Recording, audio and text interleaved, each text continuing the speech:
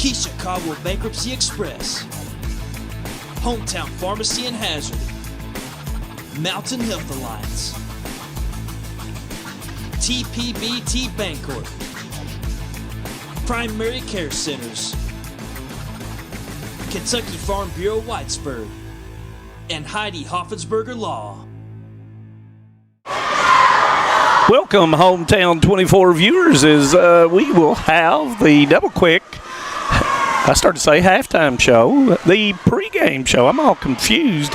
We've already had two punch their tickets last night to the ARH 14th Region Girls Tournament here, as Estill County and Letcher Central have already punched their ticket.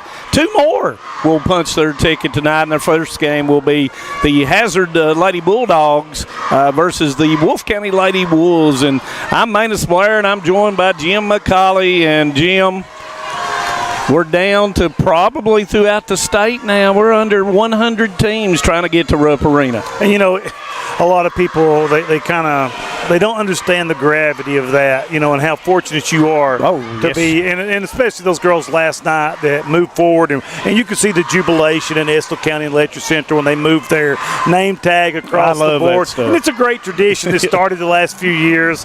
But tonight, you know, two more teams have a chance to move on, and I guess we'll break it down a little bit right here, Manus. Well, you know, when you're looking at, of course, the Wolfe County Lady Wolves, of course, they lost Naomi, you know, an outstanding volleyball player, outstanding player for them, and a senior influence on a young team. And, of course, they lost Coach Brown early in the season, and Troy Wilson has taken over. And, of course, young team.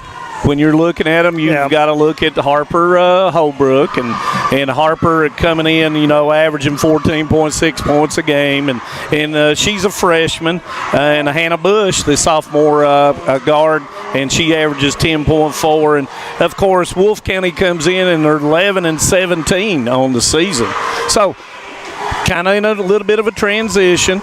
Rebuilding, but they get to the regional tournament. Yeah, and that's what Coach Wilson, you know, we had a chance to talk to him earlier in the year, and he was incredibly positive considering, you know, when you have a young team and you've got an athlete like Naomi Noble and lose her right off the bat, new coach, and you're just like, oh my goodness. But he had the right attitude, and these lay the foundation for later on. Now, I'm sure that Coach Wilson will be ecstatic if they were to come here and knock the Lady Dogs off. Yeah. But listen, that's a tall order, because the Lady Dogs, and we'll talk about them now, really in a class of their own so far in the 14th region. You know, and they come in 18-11. They have not been defeated by anybody in the 14th region. And, of course, they remember, and Coach Howard remembers when he got the pants beat off of him. And, you know, he stayed the trip, stayed the cruise, and with that, look where they're at now. And, of course, they went to the finals last year and took Knox Central to the wire before Knox County Central was able to win. So Hazard now, they've got that big X on their back, and how well they play starts tonight against the Wolfe County Wolves. And you can't go without talking about Maddie Frontapple, the sophomore, and what she brings to to just all of the Lady Bulldogs, and just makes it so easy for the rest of the team. Yeah, Maddie is a player that she, like you said, she kind of does a little bit of everything. She's probably one of the best open court passers that I've seen in a long time. But, you know, she can score from outside.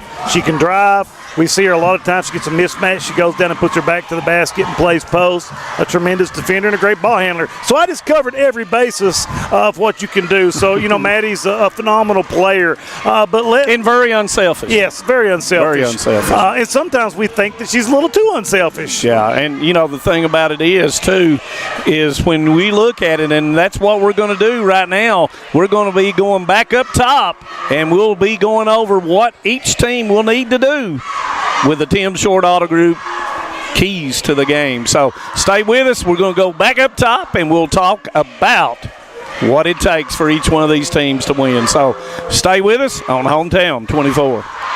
This is News 12. Since 1985, Hometown 24 has been serving this community with local programming produced by local people. Hornets want to air it out. He's got a man out here. Linden caught it to 45. Using the latest video technology to bring you the news, sports, and local events that matter to you. First on your Hometown News tonight. I'm Harold Mullins, and thanks for joining us. 40 years is a long time in Eastern Kentucky.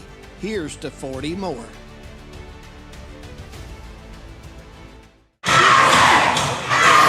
Welcome to Morton Combs Athletic Complex on the campus of Knox County Central High School for another night of 14th Region Girls Basketball action.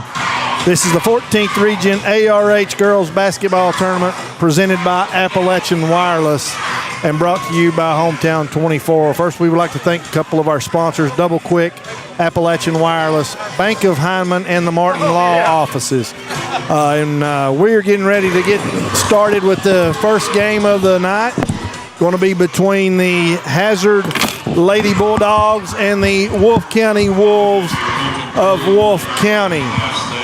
And I'm getting ready to be joined here by Jim McCauley, Manus Blair, and David Adams. And Jim, you all had the good pregame show already? It was rather abbreviated, Brian, but it's all right. But, we were really excited. We talked about, the two teams that already punched their ticket. And tonight we've got two more getting ready to move on. But I think now, David, it's time for the Tim Short keys of the game. Absolutely, and why not, guys? For Wolfe County, it's going to be control the basketball and hang on to it, no question about that, and limit Hazard to one shot. And who can do that? But that's going to be some keys for the Wolves.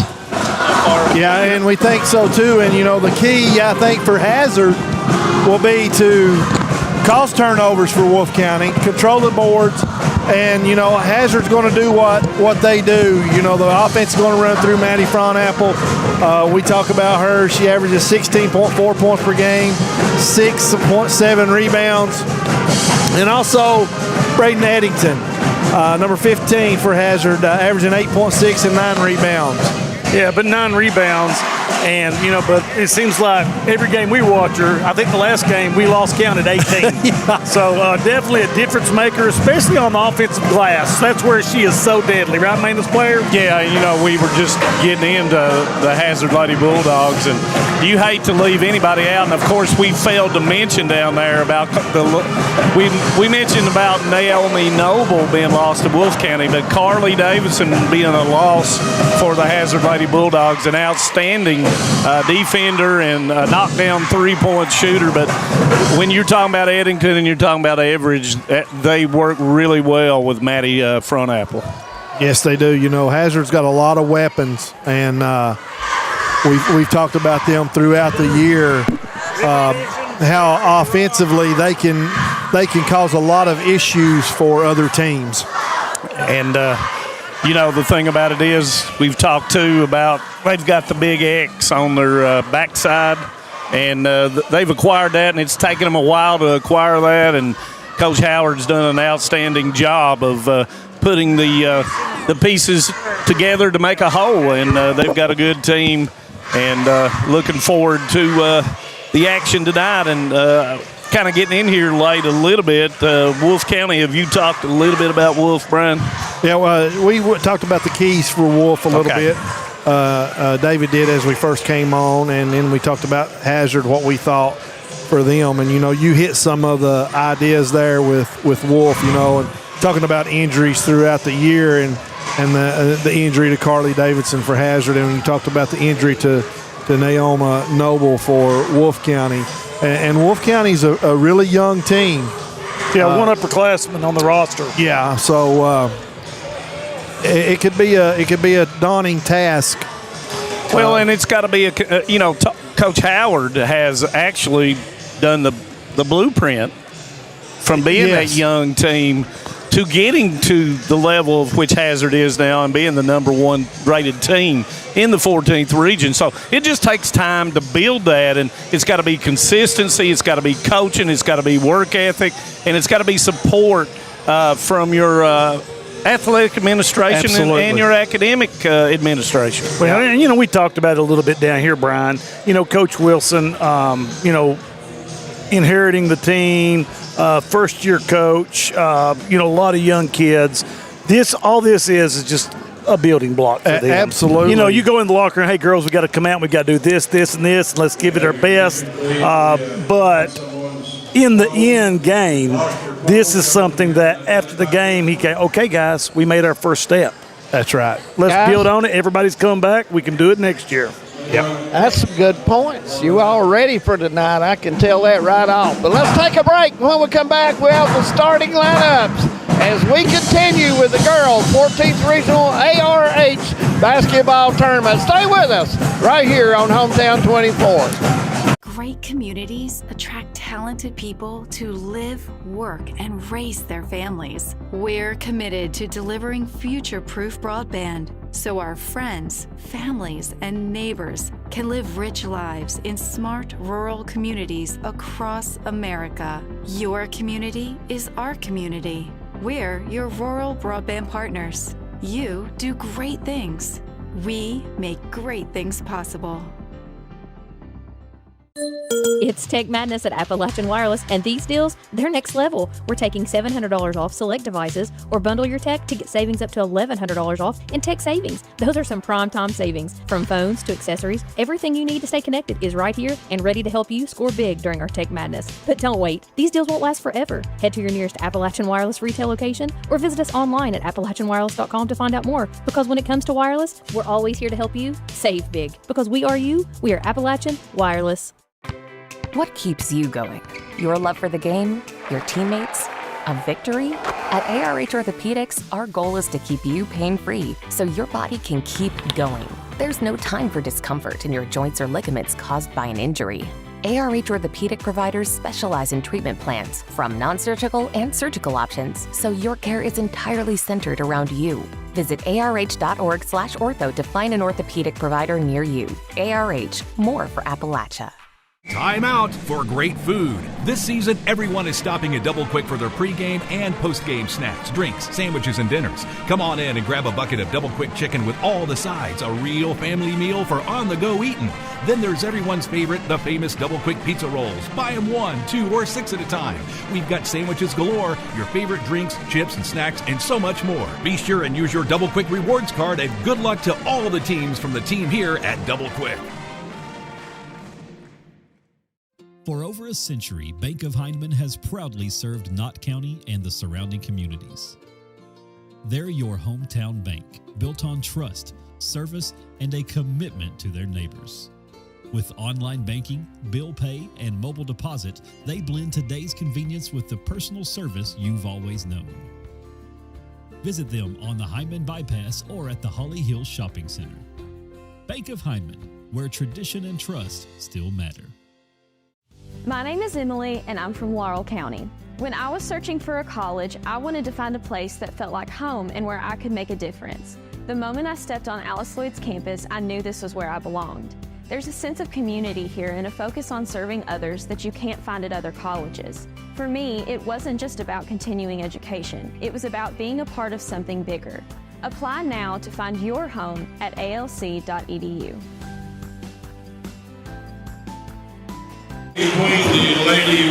Welcome back, and it's time for starting lineups on tonight's game on the ARH Girls 14th Regional Tournament.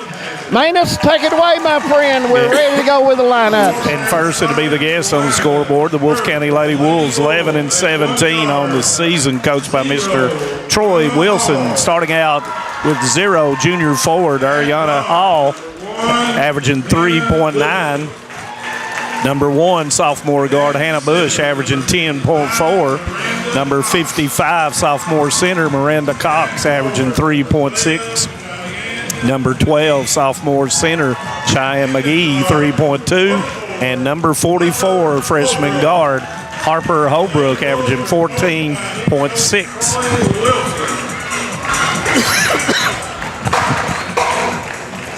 And now the home team on the scoreboard, the Hazard Lady Bulldogs, 18-11 on the season. Number 0, junior center, Kaylee Pennington, averaging 2.2. Number 3, sophomore guard Maddie Combs, averaging 2.4. Number 5, sophomore guard Maddie Frontapple, averaging 16.4. Number 11, junior forward Laura Everidge, averaging 10.5. And number 15, junior forward Bray Eddington, averaging 8.6. Lady Bulldogs coached by Todd Howard.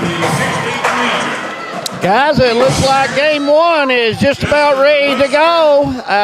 Hazard and Wolf County. And remember, we have a second game about 20-25 minutes after this one. Will be coming up, Owsley County and Knott County Central. So that should be a good matchup as well. Yeah, and we've got the officials from the 16th region tonight. Going to be Tucker Conway, Justin Royster, P.D. Harris, and the alternate is going to be Mike Ginn. Looks like the official moves in, guys, as Hazard and Wolf County will go at it in their first ball game. Ready to go from the complex. And Bush and Addington, it was knocked back. Holbrook with the basketball.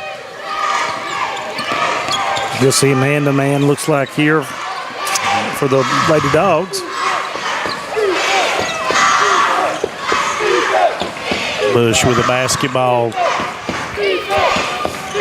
being guarded by Everidge. And, you know, we didn't make a lot of mention about Everidge, but one thing is that she gets after it, and she's had a really good season this year. Yeah, her second half offensively has been very impressive. Combs with the steal, misses the bunny. Rebound's going to go to Cox. Nope, comes out. Bush comes out of there with it. Really love Wolf County's uniforms. Yeah, I like the. I can see them really good from up here. You can really pick the numbers up, guys. Yeah, and we need that for these old eyes. Guys, Wolf County 5 out. Brian Johnson acts like they want to control the ball. Yeah, they're wanting to try to get a driving lane against Hazard. Hall going against Frontapple, loses control, but gets it back out to McGee. Back to Cox, and yep, you can see their strategy. Yeah, they're trying to get a driving lane, and they're going to be super patient to try to limit the number of offensive opportunities Hazard gets. Yeah, and that's a very smart thing to do. You know, when you're the big-time underdog, shortening the game as much as you possibly can definitely helps. Yes. Cox gives it back to Hall, and she'll throw it back out, and they'll reset. Holbrook into the lane, steps through, misses it, gets her own rebound, and she'll dribble it back out. Holbrook, the short jumper, rattles and goes. You know, Holbrook's had a good year for the Wolf County Wolves. And, you know, just a freshman. You know, averaging 14-6 a game and handles the ball well. Grown up, I remember when she came in as a 7th grader. She was a little bitty thing. She's gained a lot of experience. Yep, little sub Tyra will come in, and Bush will take a break. And Bush, the second leading scorer for the Lady Wolves. Frontapple long 3, and it's going to be off. Rebound to Everidge. She'll go to Pennington.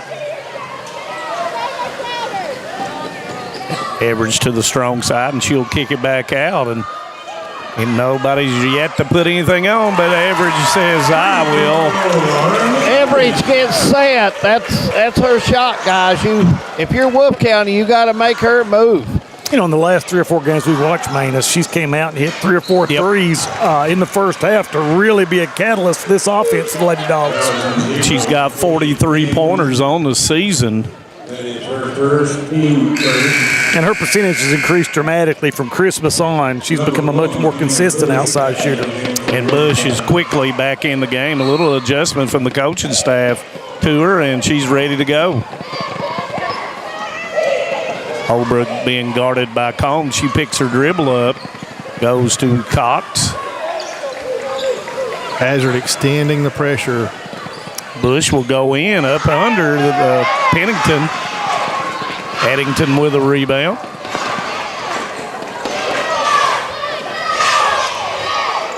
Long three, average, could it be two? Nope. Pennington with it, left hand misses, but Front Apple's going to be fouled by Holbrook. Got to make sure they get the rebound on the first defensive stop if you're Wolf County. Yeah, but that's easier said than done, Brian Johnson. I'm telling you, this Hazard Lady Dogs, they really are committed to the offensive rebound. When you've got Pennington as well as Eddington going to the glass every time, it is a tall tale. Well, I mean, Eddington's a pogo stick down there. And Front Apple with 71% knocks down the first. Got to be a disciplined team, don't you, Brian? You got to have people that puts bodies in, blocks out, does all the little things. Make sure you make contact. Now you see Hazard with the 2-2-1 press. Ball gets right into the middle. The Cox and Bush will bring it across. You know, the last time we had Wolf County, we talked about, Coach Wilson, you can tell that the girls are in the right places.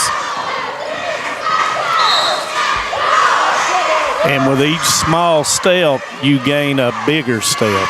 Yes. And it's a building block for them. Yeah.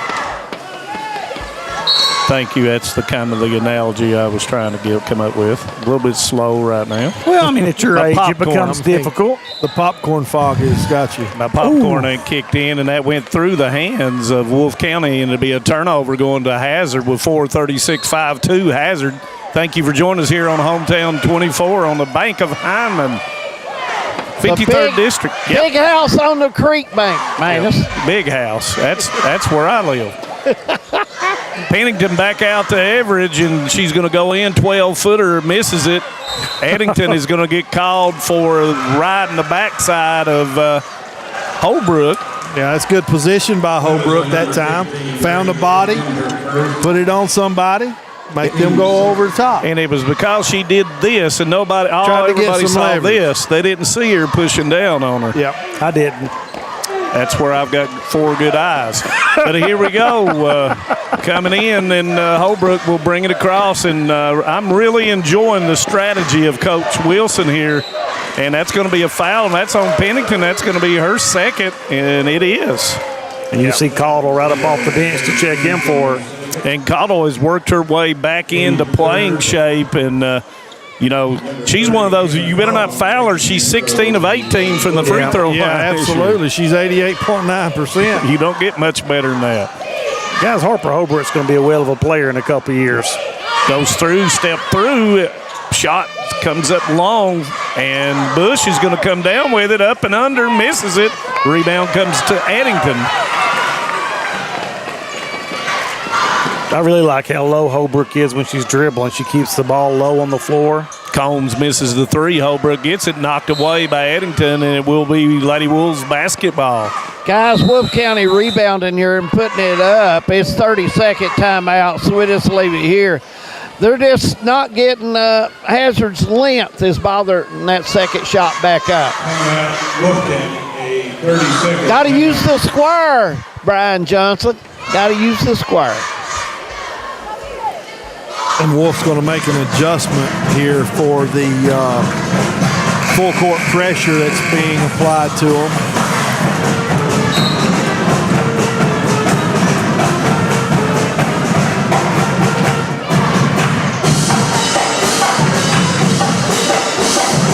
And I'm sure Hazard's going to try every way in the world to try to put a little bit more pressure. I think full court. Yeah, Hazard wants to speed the game up. They don't want to play this slow, methodical type game. They want to get going, get some easy baskets, get some quick baskets, and speed it up. Brian, as a player that's used to playing fast, I mean, it's really probably frustrating for them to sit out there and sit for a minute and a half on a possession. It is terribly frustrating as a player or a team that likes to push the ball up down the floor. The game, guys. Yep. And we got cleanup in aisle 1 down there, and if Brian Johnson was refereeing, he'd probably be down there and I would already have the Swiffer mop. He done had it cleaned up, man. And we've got video evidence. And I tossed it up right after that. Yep.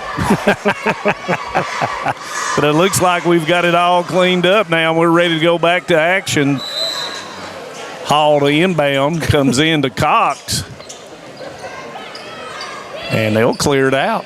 Thought they made a little run and jump in the backcourt. Holbrook's taking her time. Nice job getting it across.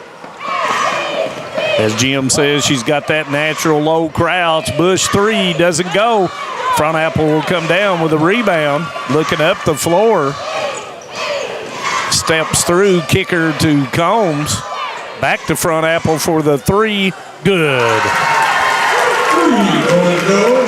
Her 46th three-pointer on the season. Maddie gets set, guys. She can draw iron, no question about it. And she got her feet set well. That good follow through. But she's gotten so good at that step-back 3. You know, she'll fake in and then step back, and really does a good job getting her feet under her for that shot. Comes into Cox. Spacing. Yep. Got really close. That could have been an easy double team for Hazard. I'm like Jim. I really like Holbrook for a freshman, the way she handles the ball.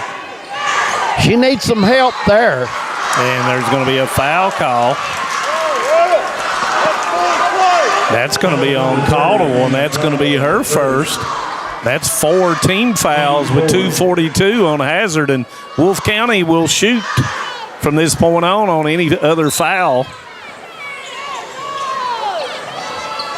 Good job!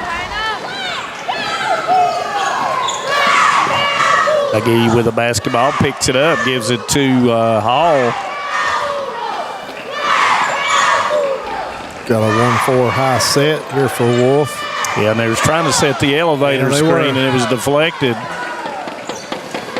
Trying to get Cottle on rim to rim. Still looking for nobody on Eddington. And you can tell Coach Wilson's ready, put together the scouting report. And that's going to be a foul, and that's going to be on Cox, and that will send Eddington to the line. Hazard's been taking advantage of it, guys, getting that extra rebound down there, and it's got them probably 4 points so far in the ball game. And you see the sniper, Miss Higgins, getting ready to check into the game, and she has zero conscience when she steps in with the basketball, and she can drain it from a long way away. Yes, she can. Eddington makes the first 67% on the season. Makes the second.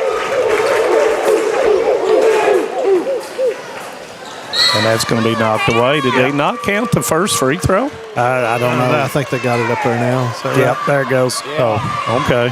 That's I was starting to doubt myself there for just a second. And Howard will come in for Cottle as Coach Howard's going to go with a little bit more speed and size and to try to do something there. Both his bigs have 2 fouls. Yep. Cottle picked up that second foul. Cox will go to the line, 39% on the season. And that one does everything but go in. Let's go, Bray! Attaboy, KJ. Get your board, Bray. Let's go, bro.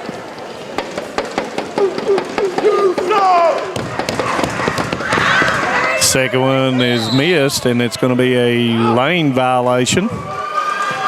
That lane violation, I believe, was on Howard. Yep. In early. Yep.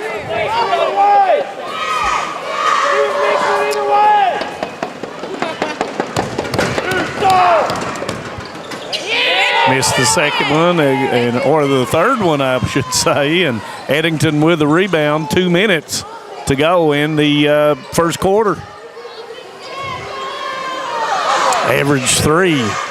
Knocks it down. And if she gets her feet set over there and gets to stand there for a second, she'll knock it down. And if I'm not mistaken, Brian, is that the same spot she shot the threes the other night? She hit 4 threes from the other spot. Right.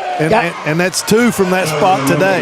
She loves that same spot, guys. She gets set there. You are right. She makes the net move. Yeah, if I'm a coach watching this game, I'm going to go out and put a piece of tape on the floor and say, here, we've got to guard this spot. Right here, because that's where she's going to go. And Bush misses 61%. And, in regional tournament, you also scout the officials and what they call. Yes. You think you ever felt that way when you was doing a region? Yes. You know, and these guys they've not had, unless one of these teams have went to play in the 16th region. There's the wide open three, and that one's wide, guys. She's a shooter. Jim Bob, you's right. Front Apple knocks the second three down, give her 8. And that's going to be a full timeout by Wolf County. We'll take one as well. It's the girls' 14th Region ARH. We're coming back to the complex right after this. No matter what town or community you live in, there's a Tim Short dealership nearby. That's because our family of dealerships are dedicated to serving the folks throughout Eastern Kentucky. Our employees are your friends and neighbors, helping to support the local economy and provide safe and affordable transportation to everyone that shops the family of Tim Short dealerships. Our entire inventory can be found with the click of a button at timshortautogroup.com. Visit us online and join the thousands of customers that took the short drive to satisfaction today.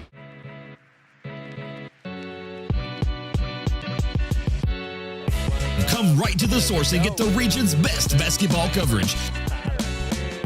HT24 puts you right in the middle of the action, and it's free to watch on Facebook. Watch the state's most exciting basketball right here with HT24.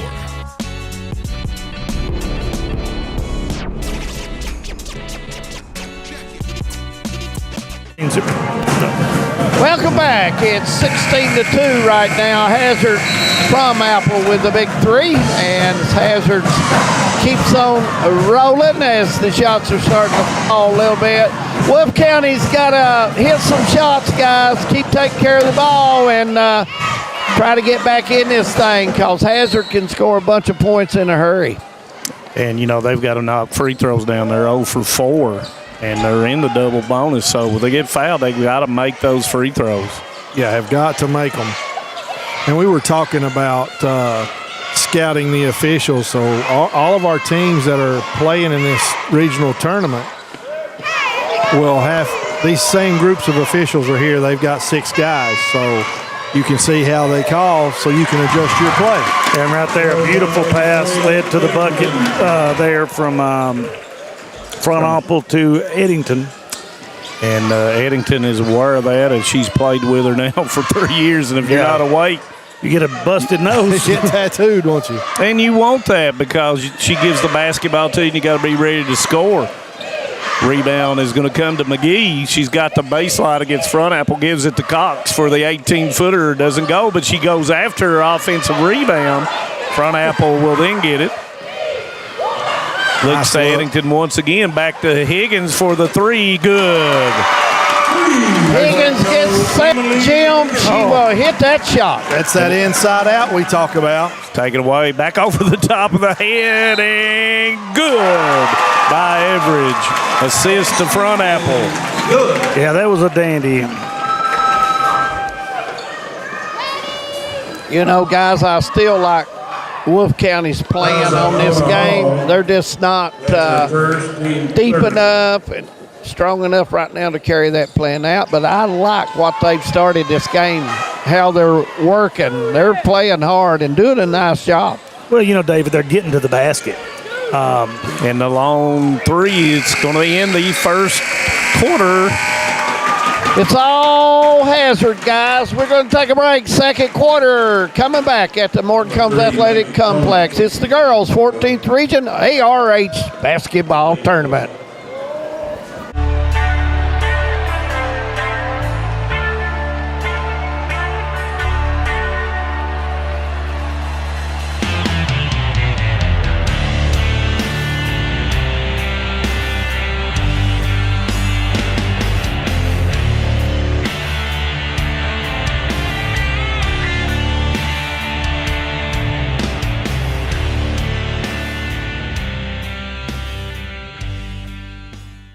No one likes an uninvited guest, especially when that guest is a potentially dangerous pest. So call Bluegrass Pest Management and let the pros take care of your problem. Locally owned and operated for over 40 years, providing much-needed jobs to local people. With 3 locations in Hazard, London, and Hindman, they treat rats, mice, roaches, bed bugs, termites, and many more. Open Monday through Friday and now servicing all of Kentucky. Say goodbye to your uninvited guests today. Call Bluegrass Pest Management. Back we are as Hazard will have the basketball to start the second quarter. Main player Jim McCauley, Brian Johnson, David Adams, and all the hometown crew with you. Second quarter underway from the complex. Hazard with the basketball. Howard splits the defenders, misses it, rebound by Eddington. It was blocked. Cox comes out of there with it. And that's going to be a Malachi Longworth foul. She couldn't get the ball without reaching over top of her. Well, she kept clambering until she finally got in there. She had a big smile on her face when she got up. I thought she was in an MMA competition and she was trying to get a lock on the arm. But that's her second foul. Bush will turn back, misses it. Rebound comes to Higgins. Well, at least I thought so. And they're going to call a foul on Cox, and that's going to be her second. And she tried to apply her own ankle hold there. going after the basketball, though. Coaches like to see that. Well, you see great effort right now from Wolf County. Oh, yeah. I will not make any more MMA references in a basketball game. Number 10, Riley Holland in for Cox, who picked up that second foul.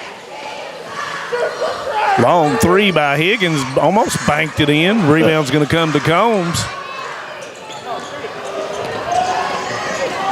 Goes in to Front Apple. She's going against, and that's going to be a foul on Harper. That's a good post move by Maddie there. But Brian, on the previous play, I was watching Eddington. Eddington was almost at the three-point line when the shot was shot. She knifes in and gets enough of a hand on it to flip it over to her teammate. Yeah. And that covered some distance while the shot was in the air. Yeah, I saw that too, Jim. She was out at the top of the key area and come all the way over to get it. That's just that tenacity that we talk about that she has. Second one for Front Apple goes as well. She's got double figures with 10, and Chloe Tyra comes in for Coach Wilson. Trying to get the ball in. She finally does, and it comes to Holland, and she's going to be, nope, they call a walk. Travel. And the pressure is starting to get to the Lady Wolves. And when Hazard, they fill out and they see what Wolf County's going to try to do to beat the press, and then all of a sudden it's just like they figure it out and the hounds are let loose. Yeah, they make an adjustment to Wolf's adjustment. Yeah. And we talked about it. I mean, Hazard was in this same position a couple years ago with all these young players and learning how to play. And Wolf will build from this. Sparkman, who just came in the basketball game, was fouled. And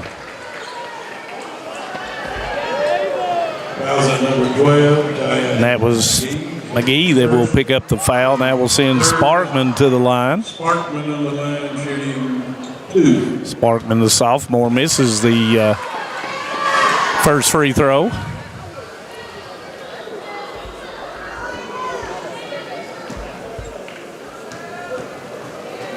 Second one up is going to be long as well. Rebound to Bush.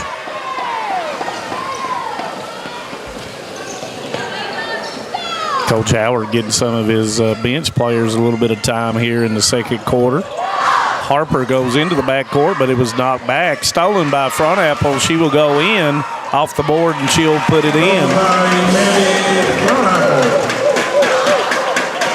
Hazard in man-to-man pressure now. Full court still.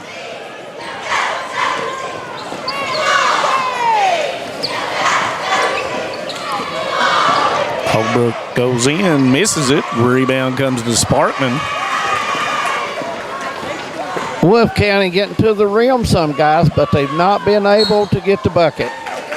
Yeah, they have. Early on in the first quarter, they got to the basket several times, just couldn't finish the deal. And being able to finish some of those plays, Jim, I think will come with more strength. Oh, yes. And a little bit of experience. And this is a big stage for, 7th, 8th, 9th grader. I couldn't imagine playing in a regional tournament as a 7th or 8th grader or a freshman. Looks like From Apple will get a break, guys. Played well in the ball game. Higgins to shoot to second. She'll knock it down.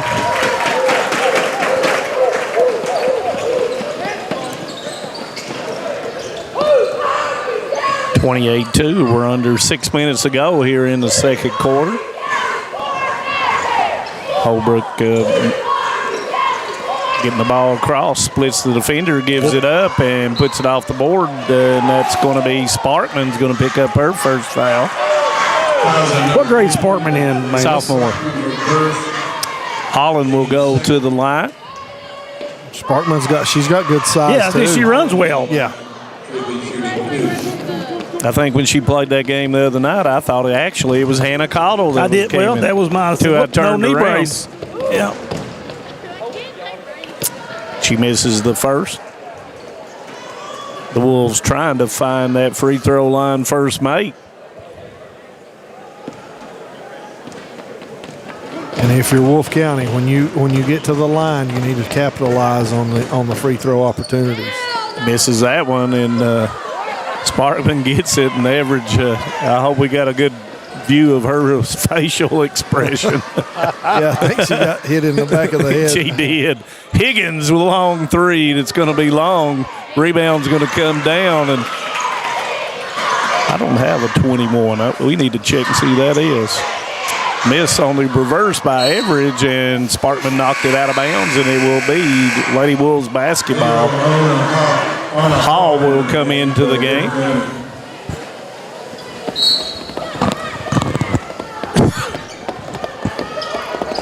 Holbrook with the dribble, and she'll bring it across as they clear out.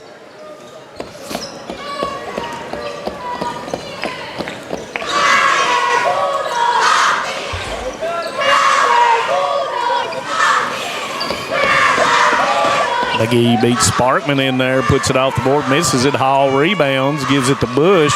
Spin up and under and blocked by Higgins. Better watch down there, David Adams. Don't take a charge. I started to get that basketball, guys. You would have shot it. You turned right, I would have.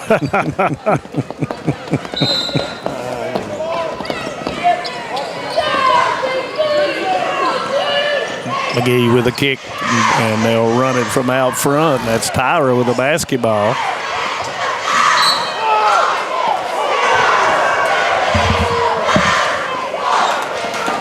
Number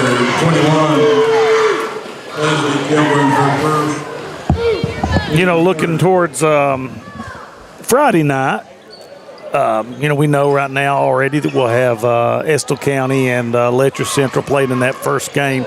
Boy, that'll be an interesting matchup with two very contradicting styles of play.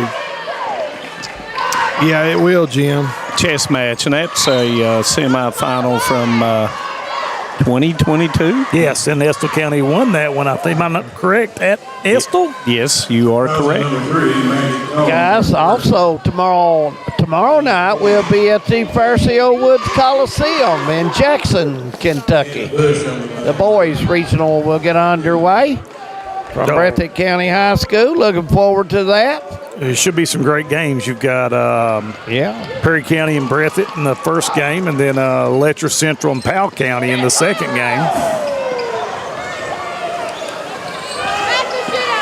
He had the offensive rebound, tries to get it to Bush.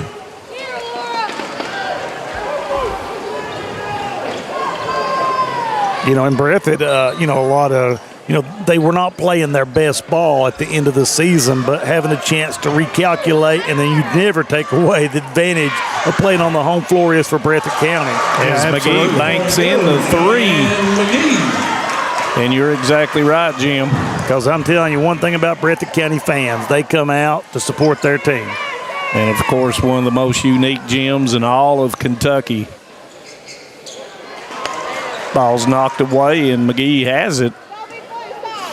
Of course, ever since the renovation after the fire down there, a beautiful place to watch basketball. Oh, it is. It's very interesting. Of course, after the fire, wasn't sure if they'd build back, but the community and the school system made it even better looking than what it was prior. And Wolf County guys, they continue to get to the basket. And continue to get, but we keep saying they've got to make free throws. So. They have got to capitalize on the free throws.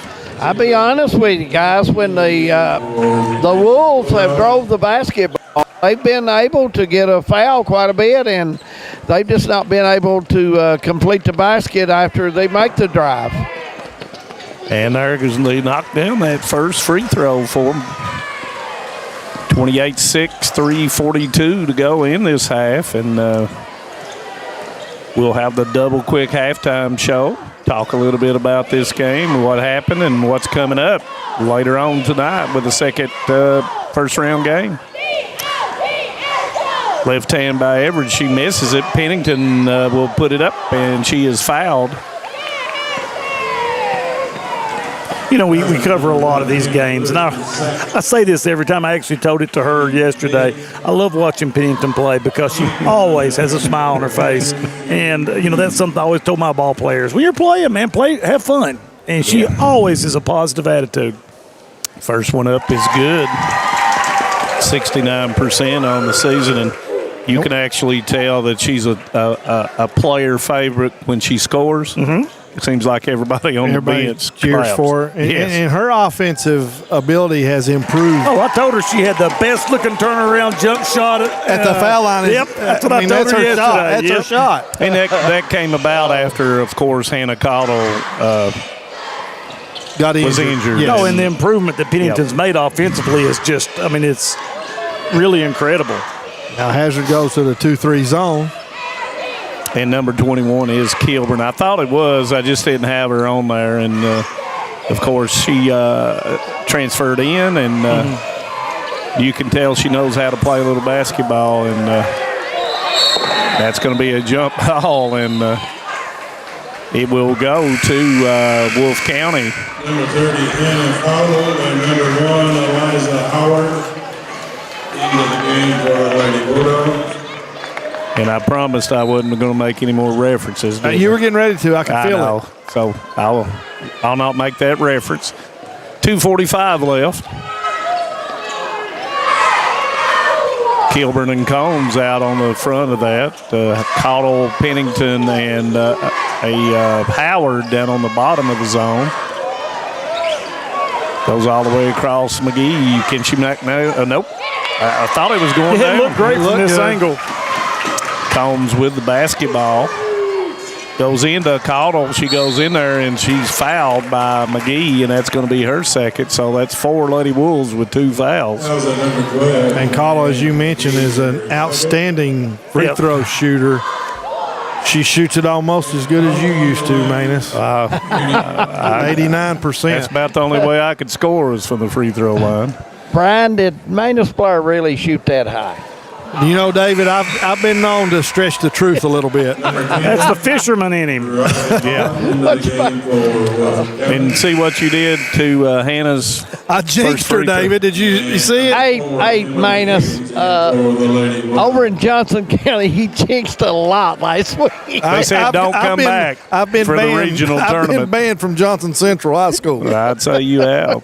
Cottle to shoot the second. Yep, 2:17 to go in the half. Look at there what you did, Brian. I apologize, Hannah. Rebound came down to Tyra.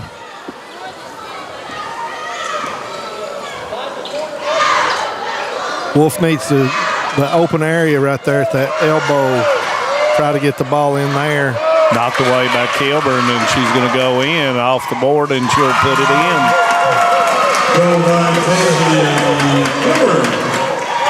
And Kilburn can be another scorer at that guard position. She was averaging, when she left, she was averaging 5.2 points a game for North Laurel. She's active defensively. Yep. Nice look, goes inside, splits. Nice move. Didn't go. Rebound to Howard. That's been the story in the first half for the Wolves. They've got to the rim, just not been able to hit it. Gilbert with the 3. Give her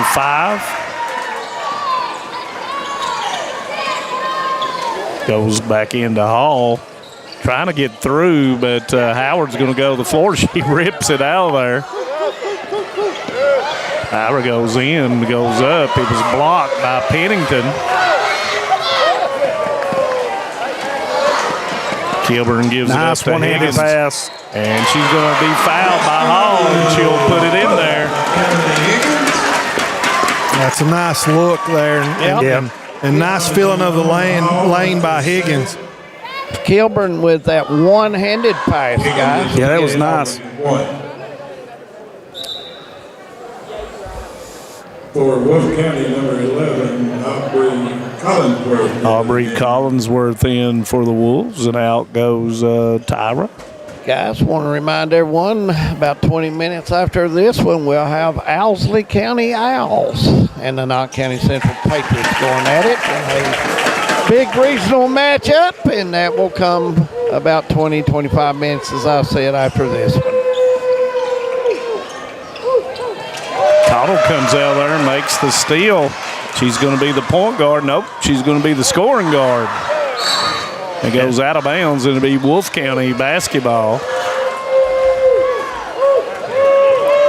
Watch for Hazard in this 2-3 zone to shoot the gap right here. They're going to trap out top.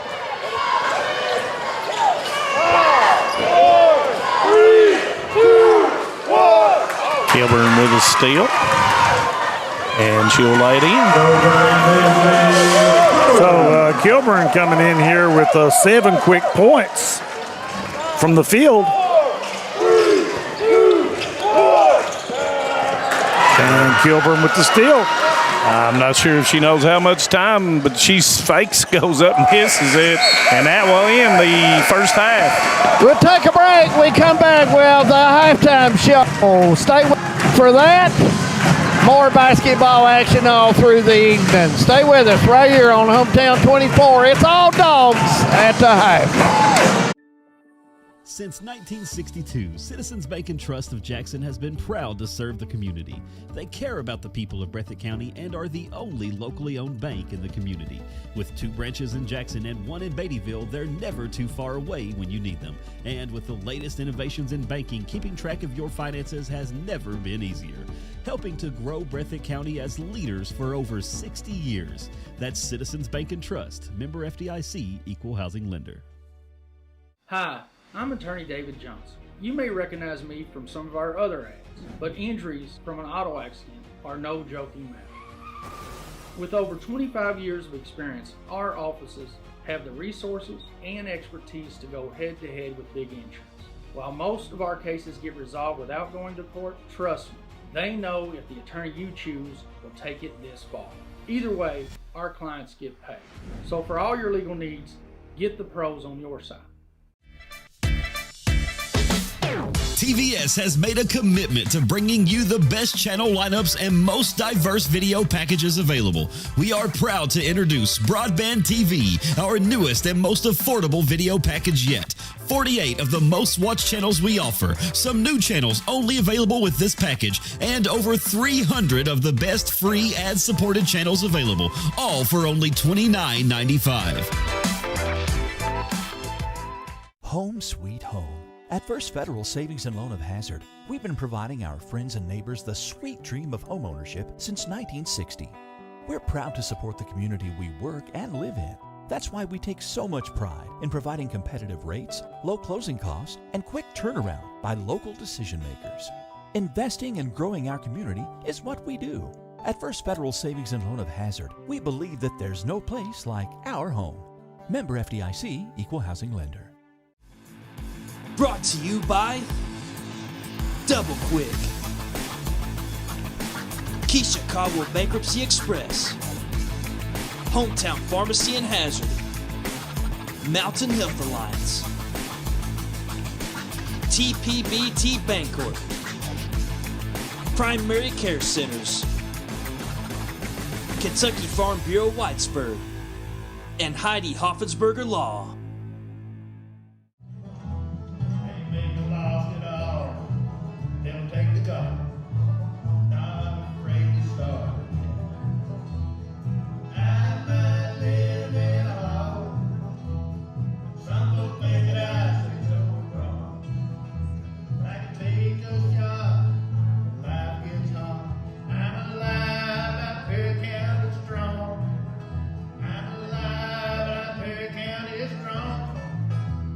TVS Cable has everything you need to stay entertained. Video services with all your favorite channels and local sports on Hometown 24. Ask about digital voice service for home and business. High-speed internet so you never fall behind in a game. There's something for all ages. We've got you covered. Sit back and enjoy everything TVS has to offer. Stay connected with TVS.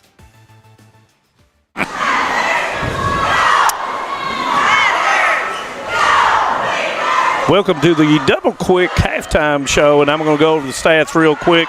Wolf County, 2 points in the first, 6 points in the second for 8 total points. Bush with 1, McGee with 3, 2 for Holbrook. For the Hazard Lady Bulldogs, 23 in the first quarter, and then Pennington had 2, 7 for Higgins, 12 for Front Apple, average with 8. 4 for Eddington, and Brian, pretty much what we expected. It's what we talked about pregame, and the challenges that Wolf has being extremely young, and we talked about them. Hazard being in this same boat a couple years ago.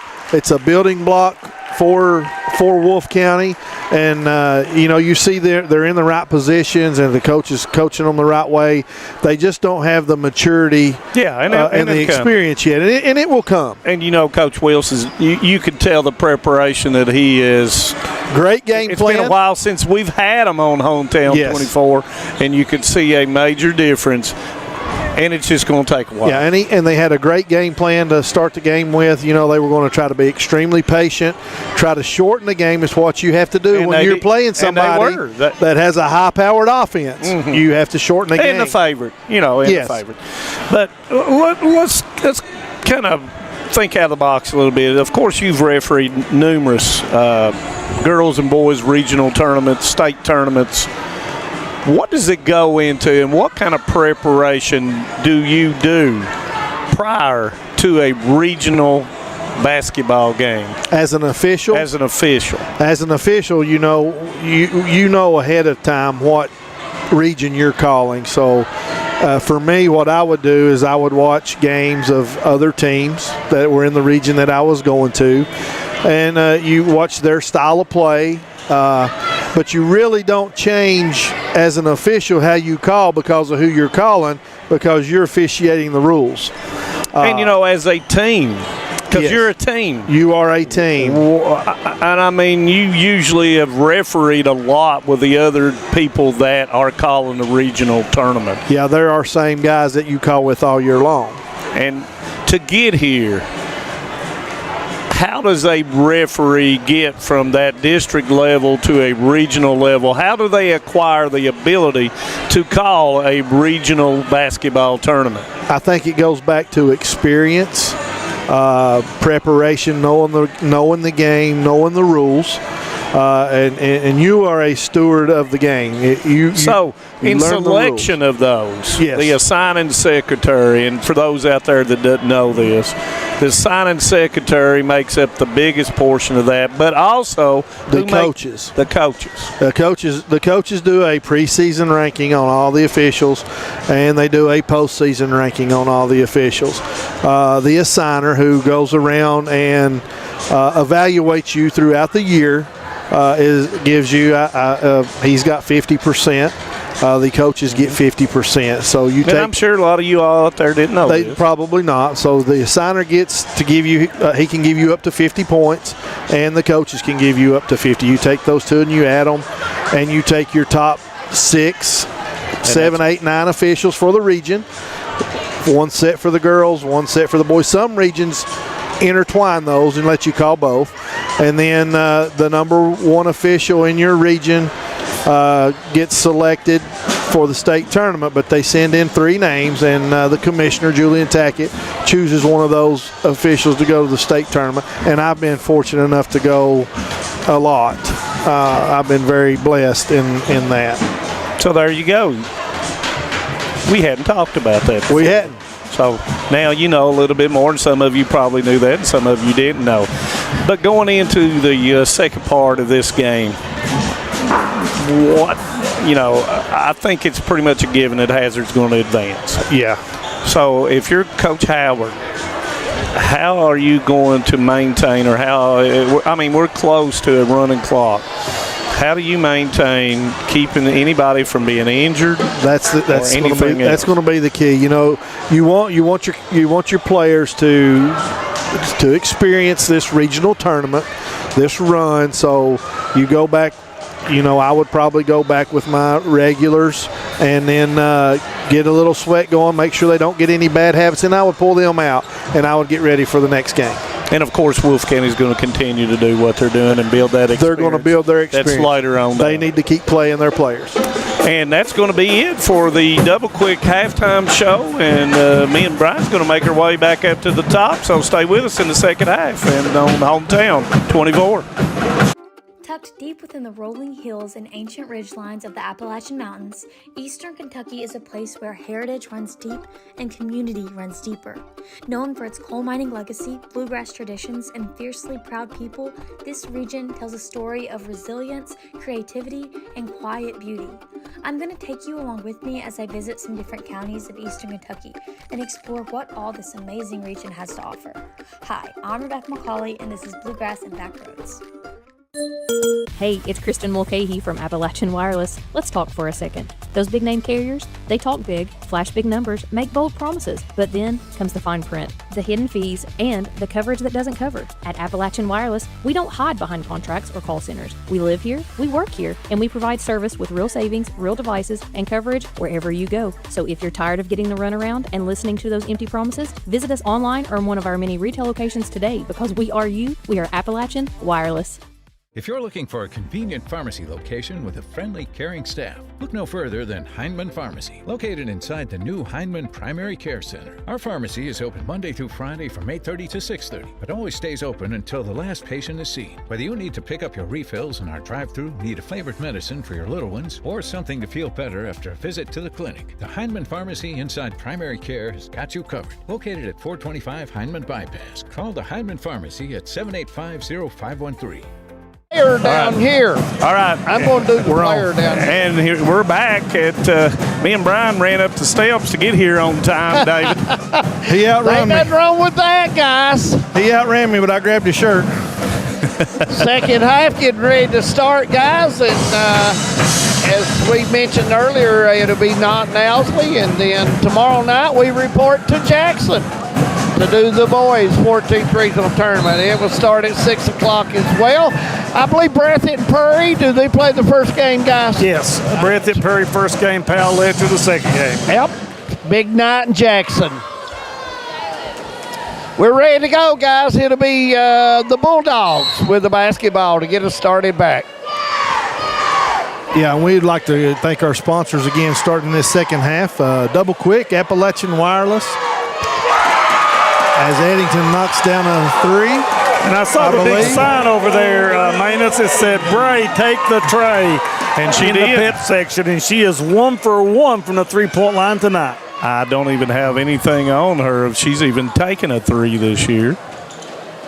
Well, let me look here. Look her. I never. She has not.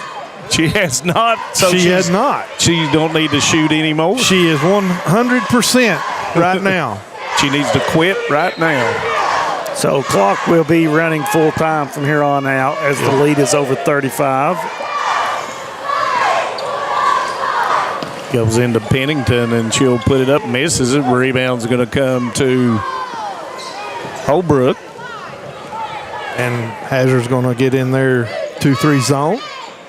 And, you know, Jim, we talked at halftime just basically that Wolf County need to continue to do what is to enjoy the experience and let her learn from it. And nice left-hand pass, but Eddington misses it.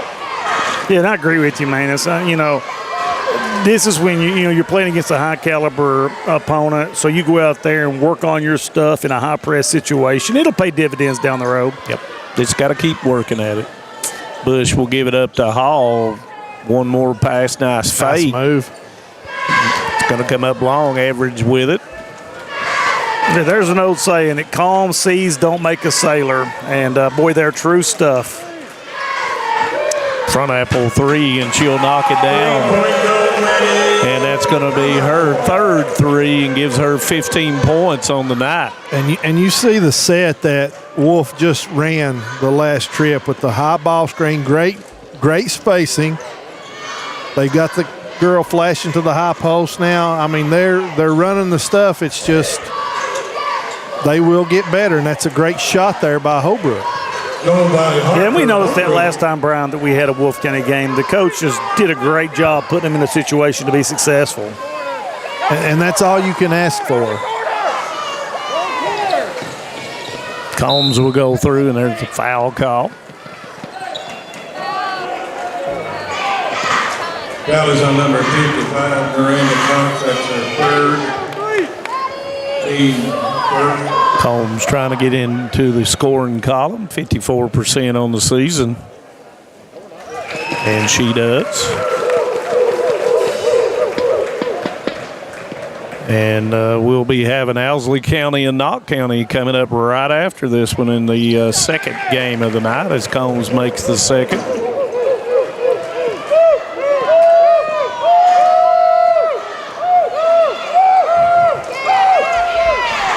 David, it sounds like you may have a den of hoot owls behind you. You got that right. It's the Bulldogs on the move, guys. Oh. I had to move over a little bit. Too rough for me. A rough crowd down there, David Adams. Front apple left-hand pass. Guys, Combs puts that was it a in. nice pass right there. Yeah, great court vision from Maddie Front apple, as always. And the thing about it is you want to use this kind of as a shooting practice as well on the. Yeah, I was thinking the same thing, man. This you're in the gym that you're going to be playing hopefully for them the next couple of games, and back to Combs for the wide open 3, and Combs will knock it down. Yeah, I think, and then you see Coach Howard now. Wolf County's going to take a full timeout. We will as well. All hazard. We'll be back right after this. Stay with us on Hometown 24. My name is Isabella, and I am from Madison County, Kentucky. Instead of choosing a larger university, I chose to attend Alice Lloyd College because I wanted a more personal college experience. The small class sizes provide a close relationship between students and professor that isn't possible at any other university. ALC is more than a place to learn. It is a place to grow, serve, and lead. Learn more at alc.edu.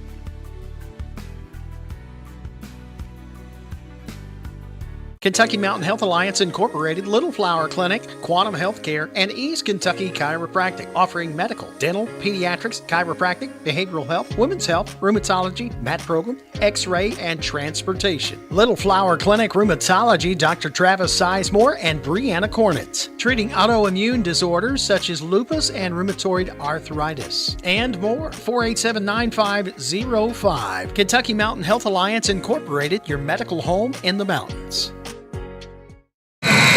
Welcome back to the Knox County Central High School, the complex side of the girls' 14th Regional Tournament. They are their sponsor, along with Appalachian Wireless. Glad to have everyone along tonight. Roberta Waddell Dewey, how are you doing and down in Western Kentucky? And our good friend Bumper Adams over on Route 7, my friends. Yeah, and we'd like to thank also Bank of Heinemann and Martin Law offices as well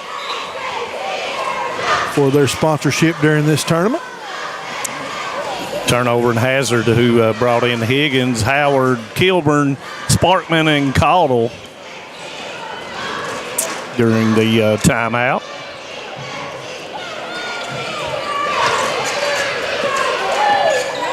Caudle will shoot the long 3. Rebound's going to come out to Higgins. Caudle turns off the board and she'll put it in. Nice strong move from Caudle.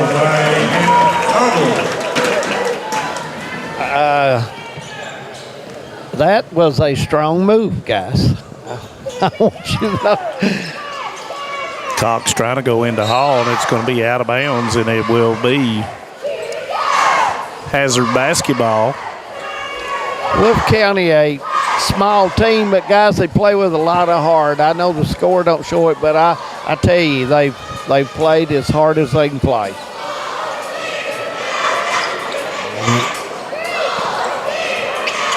I think they're playing man-to-man now as well. And Caudle makes another move and is fouled. And that foul will be on McGee. Foul at number 12, Cheyenne McGee, her third. Team second. Caudle on the line. Dana, what's the free throw percentage tonight? I'm down here on the floor. I really can't keep up with the paper trail, but how's Hazard shooting at the line tonight? She missed that one. Caudle missed that one. Yeah. It's stolen by Kilburn, and she's going to spot up from deep three-point. 2, 4, 5, 6, 7, 8, 9, 10, 11, 12, 12 of 18. I'm sure that our math teaching compadre can give us a percentage pretty quick off that. 66.7. How's that? Oh, you were talking about Brian, right? Yeah, I was. You really hit me with the Rain Man. I was trying to get my abacus out. Yeah. Oh. Sorry. I'm just a social studies teacher.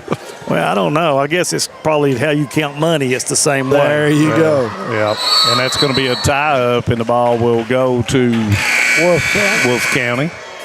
For Wolf County, number 10, Riley Holland into the game. We have a running clock, guys, so.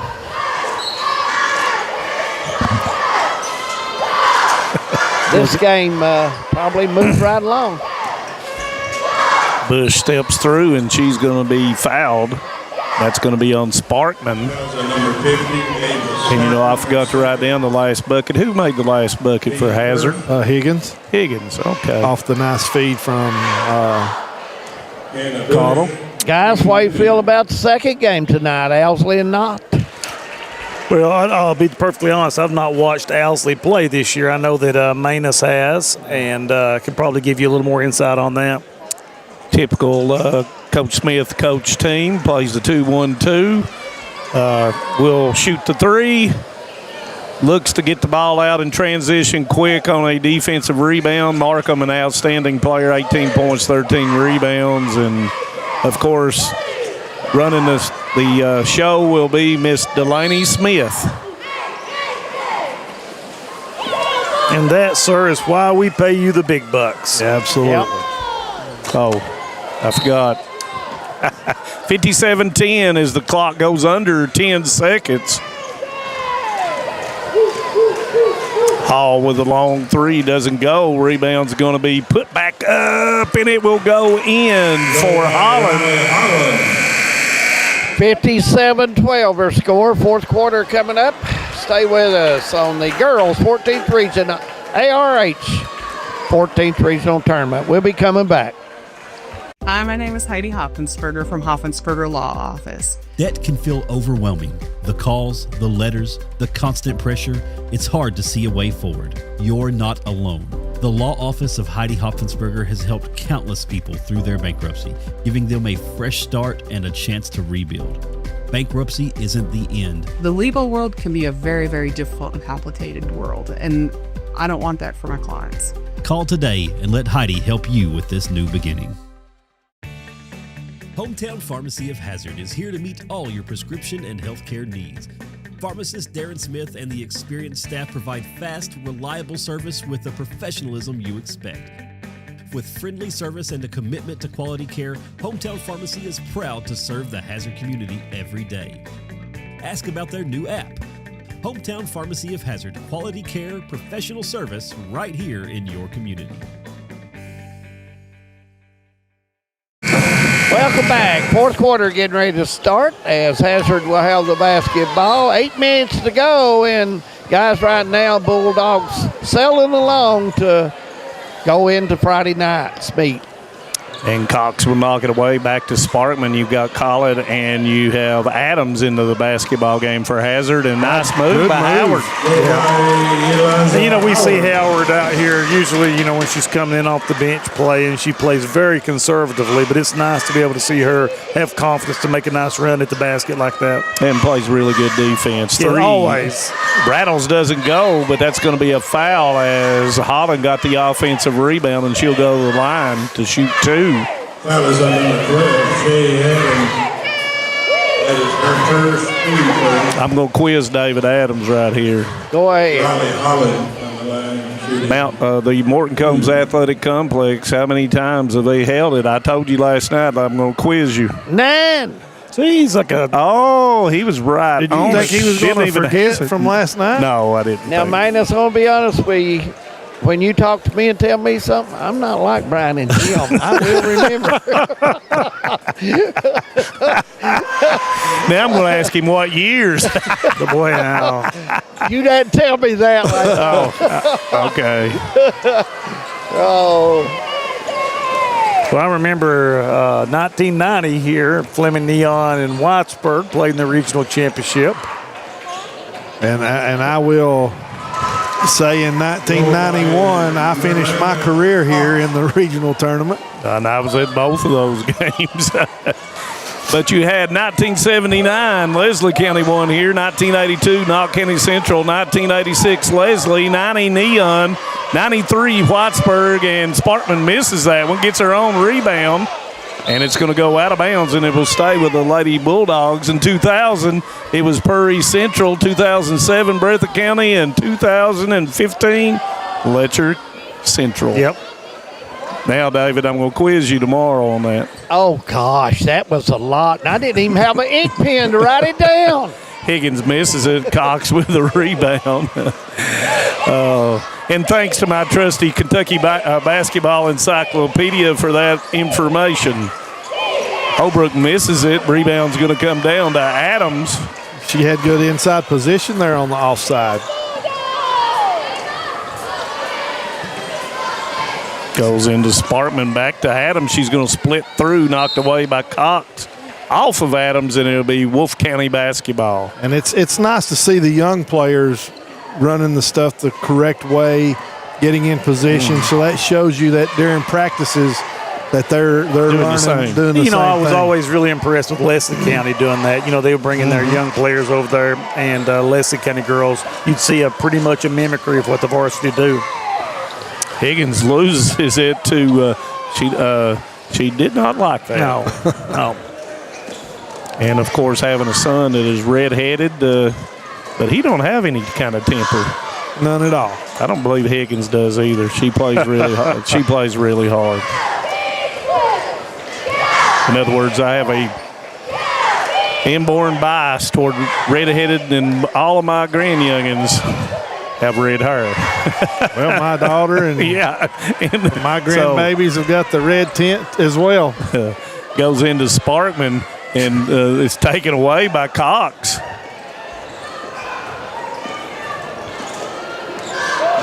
And that's going to be a foul by Sparkman. And I got a feeling that's going to probably be it's going to bring a little consultation between the officials as the foul was called on Sparkman.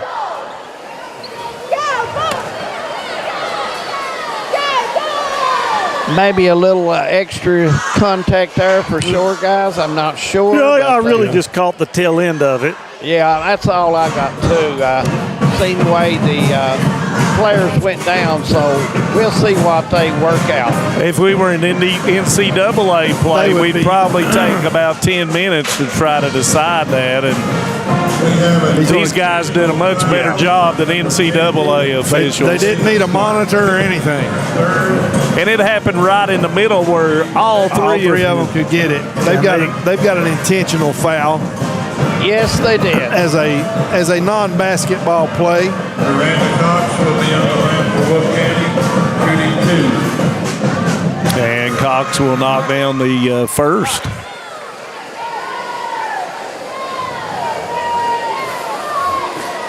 And she'll shoot another. And that's a good job by the officials there on that, to catch that. You know, anytime you see them and when they come together to confer, you know they're doing their job. Yeah. What did you see? Yeah. Because you could ask everybody in this gym and somebody would see something different. Oh, yeah. Those rose-shaded glasses, as John Conley with. Oh, John Conley. Goes in. Holbrook will put it up. Doesn't get it over the top. Adams with a rebound. And I got to figure that any other contact the rest of the game is going to be a it's going to be a foul. And you know, it's when the game gets like this, and Hazard is continually attacking, and sometimes they don't get the call. They get frustrated. Howard will go out, and Kilburn will come in for Hazard as the clock continues to run. David Adams will have the Alice Lloyd College Player of the Game as Sparkman will put it in. He'll try to grab as Coach Wilson will clear his bench. Holbrook long three, and she'll knock it down. 3-point goal. And Holbrook's got a bright future. She's got 7, and that's her first 3, and she's got 51 on the season. Kilburn with a floater, doesn't go. Rebound's going to come down to Sparkman and Cox, and politely both of them let go. Both of them did. And let's see if I can get everybody. If I've got them on here, looks like Bella Hall, number 2. Of course, number 3 is Chloe Tyree. Number 35 is Kalisha Bailey. 23 is Trinity Roberts. And number 11 is Aubrey Collinsworth.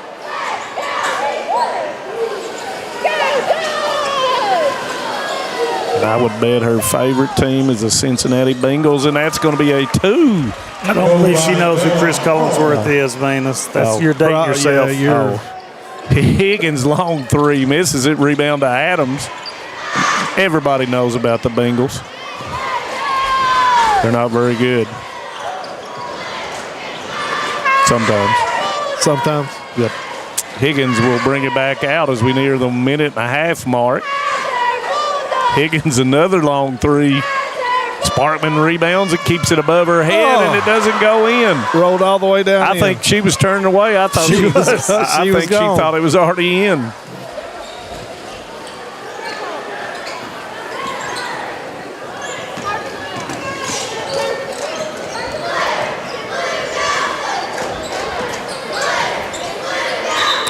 And out of bounds, and it'll be Hazard basketball. And we talked about the player of the game. No, we haven't. Would you like to announce? Go ahead and tell us who that's going to be, Jim. That'll be young Miss Maddie Fronopoulos, who is no stranger to that accolade. Started off really well offensively, defensively for the Lady Dogs. And David Adams will have her immediately after the game, and Higgins is going to pick up the foul. Clock under 40 seconds. Higgins, her second. Team third. Not sure when we'll get back to the second game in the pregame, so just stay with us. We'll have Coach Howard and an interview along with Miss Maddie Frontapple. Shot goes up, misses it, rebound, and that's going to be a foul, and that's going to be on Adams. And the clock will stop with 11 seconds. 12, Kay Adams, her second. Collinsworth will shoot 2. Aubrey Collinsworth shooting 2.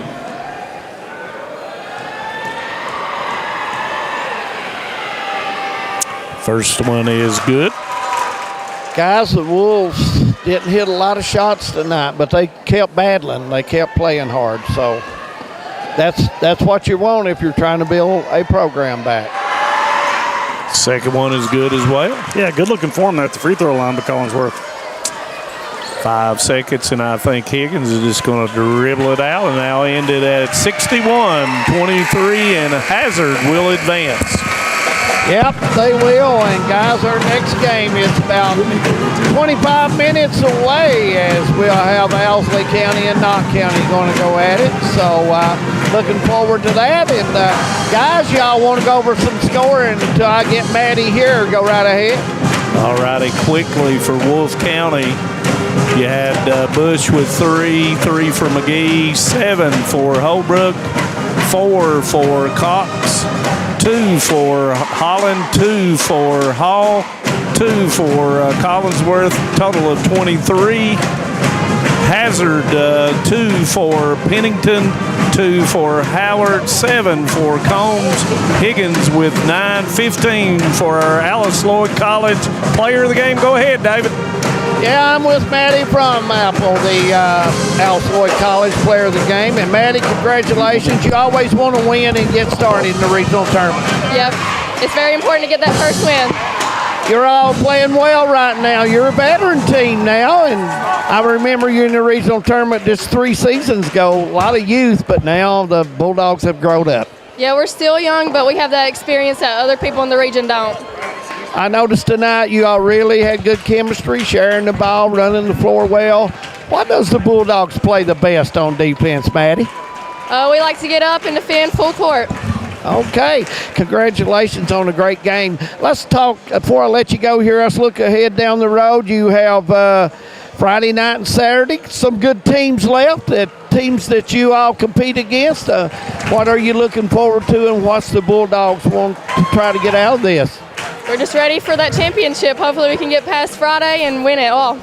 I want to ask you something. Is there a shot that you don't like? Whenever I'm open, I just like to shoot it. Now that's confidence, my friends. When you get open, you shoot it. Maddie, congratulations. Best of luck to you all. And it's always good seeing you. You too. All right, Maddie from Apple. A big game there. And congratulate her.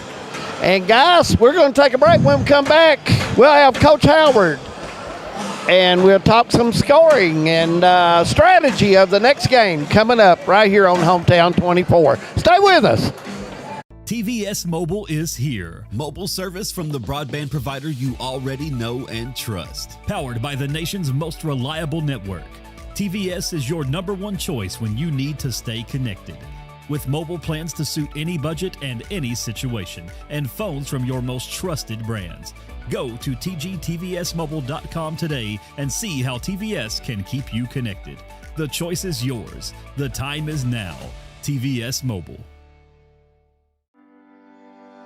For more than a century, we have stood by the people of Hazard and Eastern Kentucky. Now we begin a new chapter with a new name. People's Bank and Trust Company is now PBT Bancorp. Our look may be new, but what matters stays the same. The same local faces, the same personal service, the same commitment to your goals. PBT Bancorp is here to help you grow, plan, and build for the future. PBT Bancorp, preparing for a better tomorrow. When financial challenges threaten your future, you need clear guidance and proven solutions. Call Keisha Caldwell Feltner, Bankruptcy Express. Trusted legal experience to help you take control. From stopping creditor actions to protecting your assets. Keisha and her staff deliver efficient, reliable representation focused on results. With flexible payment options, getting the help you need is more accessible than ever. Keisha Caldwell Feltner, Bankruptcy Express. Professional service, practical solutions. The fresh start you deserve. Welcome back, guys, and we're here with the winning coach from the first game of the second night of the 14th Region Girls Basketball Tournament. Coach Howard, congratulations to you. Tell us a little bit about what you thought, how your girls performed tonight in the game, and get that first one over with. Yeah, we knew we'd kind of come out a little bit sluggish. We knew that Wolf County come out kind of swinging, and it's just weathering those storms. And again, we just wanted to set the tone on the defensive end and kind of rely on that just a little bit, get the offense going. We feel like sometimes when we play our best basketball is when the defense kind of softens them up some and then makes it a little bit easier to go score some buckets. So just proud of my girls for being focused and just doing what needed to be done. Yeah, I thought that Wolf, to start the game, they really tried to slow you down to take you all out of your game plan, of the quick transition baskets. And I thought your girls, they weathered the storm. They stayed focused, stayed with the game plan, and eventually wore down and got going what you needed to get done. Yep. Coach, I noticed tonight you got to play several kids, and that always helps because me and you both know, and Brian knows as former coaches and being in it, you got to have a bench to go down the big road. Absolutely. And our kids work hard, and we're very blessed and fortunate with, our practices sometimes, I tell our girls I don't like using, first team, second team, just because I feel like that we can kind of split our team up, and we've got a pretty good team, about 12 deep. Right. And, that helps, especially at being a small single-A school and just having those numbers and that little bit of depth. But, again, our girls work hard. They deserve the opportunity to be in. Sometimes, the hardest thing as a coach is handing out playing time. Yeah, you're right. I mean, it's not an exact science, and sometimes, some kids deserve it. But then again, I tell my girls it's about trust, and sometimes in practice, you may not develop that trust. I don't have that trust just yet. That don't mean it's not coming. Right. But just in this moment, it's not there. And we talked about the first game we got to have with you, which was in January because you played on the road forever. Yep. And you talked about preparing your team for this type of atmosphere, the regional tournaments, the district tournaments, and trying to advance to the big show down at Rupp Arena, and that's what you've built this on, and that's what you built this schedule on. And just talk to us a little bit about that preparation, what you think, and the next game that you could possibly have that you'll have here. Yeah, I mean, and I've said it all along is I don't ever want my kids to be comfortable because I feel like in the region tournament, what happens is, to knock somebody off, you have to take that other team out of their rhythm, and so we try to instill that into our kids is how are you going to respond if shots are not falling, if they take what we do away, if they're able to kill the clock and make us play defense, how are we going to respond? But I think our scheduling has definitely helped us along those lines. I feel like we've seen every style. I feel like we've been put in tons of different situations. Anytime you can go to Clay County and North Laurel in late February and they shoot 26 free throws at the end of the third quarter and you can still figure out a way to win. Yeah. Those are the things, the environments that these kids have been in, and they've been in a lot, and we've got a ton of experience, and we hope that's what kind of is our catalyst as we move forward. Yeah, I noticed your defense tonight too, Coach. Good pressure, and Wolf County's a young team. They're trying to build, and Coach has done a good job with them. Absolutely. I got to give him credit. They're coming along, and your club seems to be really focused on your man pressure defense, and when you got that bench, you can really play that to the limit.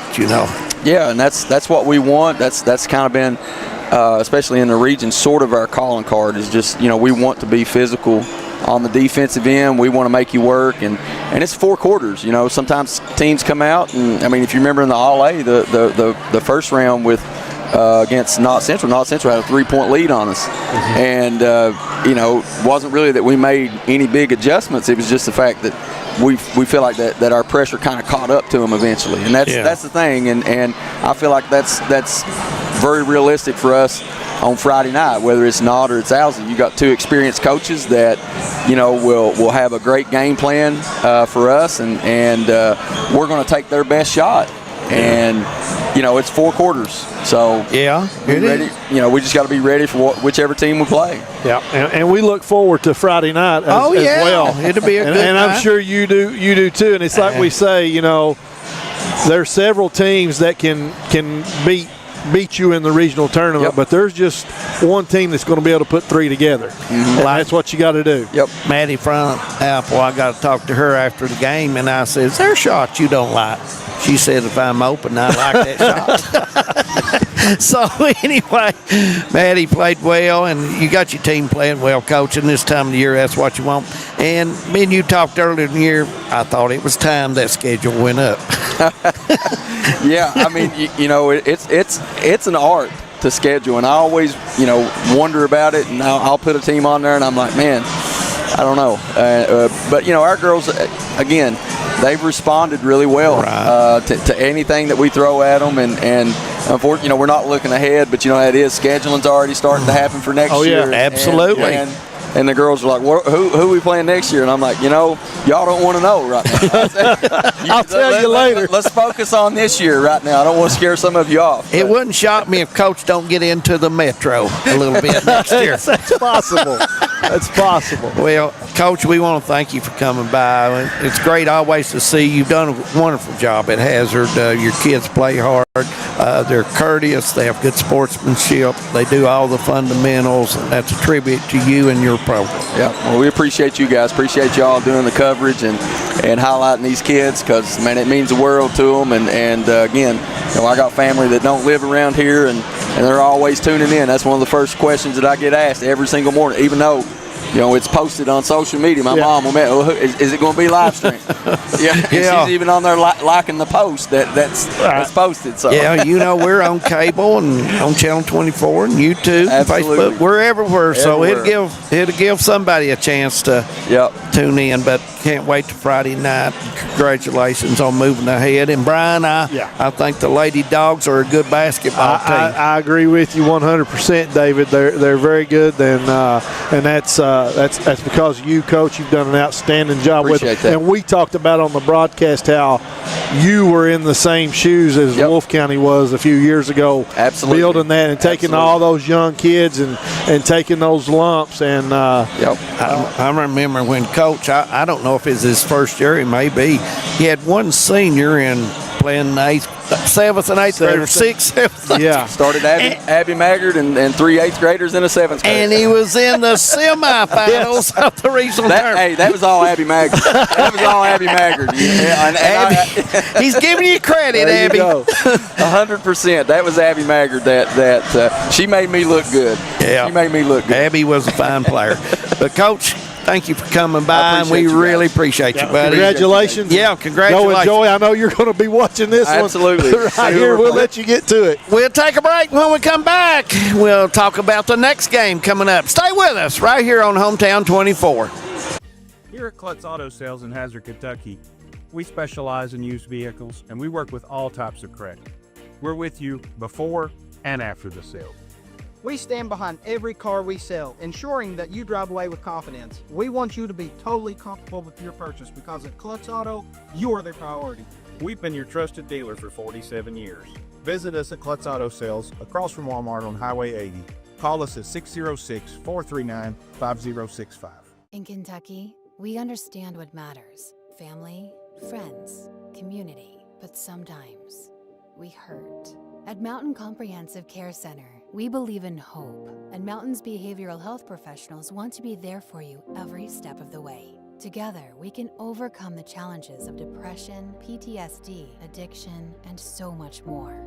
With behavioral health centers throughout Kentucky, your story of recovery begins at Mountain Comprehensive Care Center. Introducing WTVE TV Everywhere from TVS, the new way to watch your favorite shows, live channels, and on-demand content wherever you go. On your phone, your tablet, or your laptop, whether you're at home, on the road, or maybe somewhere you might not want to be. And the best news, TV Everywhere is already part of every TVS video plan. Sign up today for TVS and get access to your favorite content, including live college sports everywhere. Visit tvscable.com or call 606-785-3450.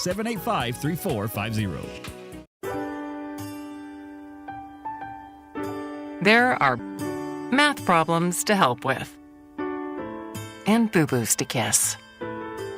If you have people who need you, you need life insurance. Talk to a Kentucky Farm Bureau agent about a policy that protects the ones you love. Kentucky Farm Bureau Insurance. big on commitment. Brain health affects how we think, learn, and live. When it is ignored, the impact spreads into our classes, our friendships, and even our stability. It affects our families, communities, and even our ability to afford basic needs. But prevention can stop the chain. Sleep, hydration, movement, connection, and asking for help can protect our minds. Introducing Multiview from TVS. The same video service you already know and trust. Now watch up to 4 programs at the same time, including college sports. He jackhammered it in on the fly! With an easy-to-understand menu, Multiview is just a click away. Don't miss a second of the action, no matter when it's happening. Video when you want it, how you want it. From TVS. This is News 12. Since 1985, Hometown 24 has been serving this community with local programming produced by local people. Hornets want to air it out. He's got a man out here. Linden caught it to 45. Using the latest video technology to bring you the news, sports, and local events that matter to you. First on your Hometown News tonight. I'm Harold Mullins, and thanks for joining us. 40 years is a long time in Eastern Kentucky. Here's to 40 more.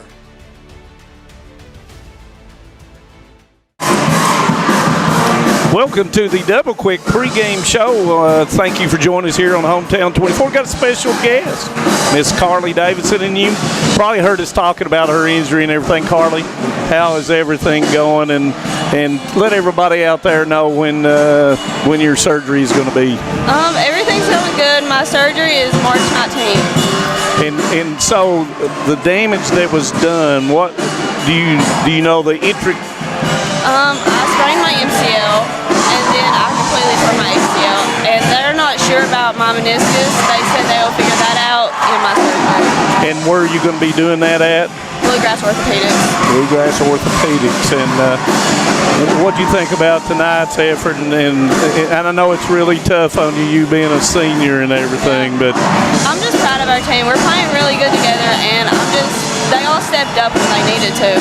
And I know, and Jim and I and the rest of the guys have talked numerous times about the progress. You started off as a young team and kind of took your beats and bangs, and then you got to the point now that now you're giving them. Yeah.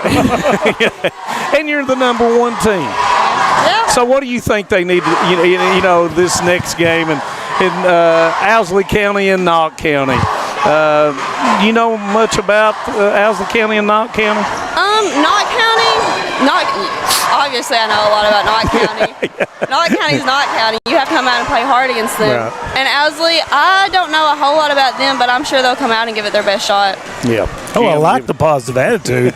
And you to kind of build on, as a senior, you have an injury. Of course, nobody wants that to happen. But if you changed your role with the team more as a leader now from the sidelines, do you feel like now you can tell the young girls, hey, do this, don't do that kind of role? Yeah, I just have to cheer them on and make sure they're confident, because it's not easy having to step into a role, like just being kind of pushed into it. So you just have to make sure they're confident, because we all believe in them. We know they can do the job, but they just have to believe in themselves. Yeah, and we feel really positive. Coach Howard does a great job with the culture of your team, and we watch. As we're all ex-coaches, so we not only watch what you do on the floor, it's your body language, it's how you react to coaching, and how you are a good teammate. And that's something we notice with you guys a lot, that you cheer each other on, and that you're really positive. You don't see a lot of that negative body language, and that's something that is to be respected, and it is so important, because we've all played on teams where you're like, and to see that is a sign of a successful team. And next step, you're a senior. Where do you go from here academically? I'm going to the University of Kentucky, and I'm going to study pre-vet, and that's about it. Pre-vet? Pre-vet. Yeah. Wow, that's impressive. You're a big animal lover, huh? Yeah. I've got to take my dog to the vet Friday. So, but yeah, that's a really cool. So, will you get your whole veterinarian stuff through UK? Because we had one of our former players went to Auburn, and came back and is working in Letcher County. Is that what you plan on doing? No, UK don't have. I didn't think so. I'll have to go to UK, and then I'm either going to go to LMU or Knoxville. Okay, good deal. Good deal. And I'm sure you will do well in whatever you do. I mean, we as doing this with the TV, we get to watch you guys, even though you don't know us. We love watching you guys play, not just you, all the girls in the 14th region, and watching the evolution of, we were both former athletic directors, so I remember when you played, when you first started, and watching the maturation of you guys, and we, every year we're like, man, we're going to miss those kids, and you're definitely one of those that we are going to miss seeing on the court because you are definitely a bright light out there. Thank you. And we just wanted to talk to you, and we'll ride down March 19th, and we will say lots of prayers, and hopefully any of our viewers out there send that positive energy. And you put that on your prayer list out there. But thank you for joining us and everything, and good luck to you, and good luck in your academic career as well. And hopefully when we come down, are you going to come back to Hazard, or have you thought about that on down after you do all that? I would like to come back home. Okay, good. You can't have enough vets because every time I go, it's really crowded. And my really big dog doesn't like to be in crowds. So that'll be that's a blessing. Have you had a chance? I know we're real quick. Work with Dr. Higgins any over there? No, I want to job shadow him. Well, you need to reach out to him. And his wife is a former Fleming Neon Pirate. Yeah, and his wife's a former student that went to high school where I did at Fleming Neon, and I know them well, and they're great people. And I'm sure if you gave them a call, they would love to have somebody come down and hold the doggies and the cats. So we're going to let you go, and once again, we'll be praying for you, and once again, good luck to you, and hope everything works out for you. Thank you. And you tell those Lady Bulldogs that when you coach them, they better listen to you. Thank you. Thank you.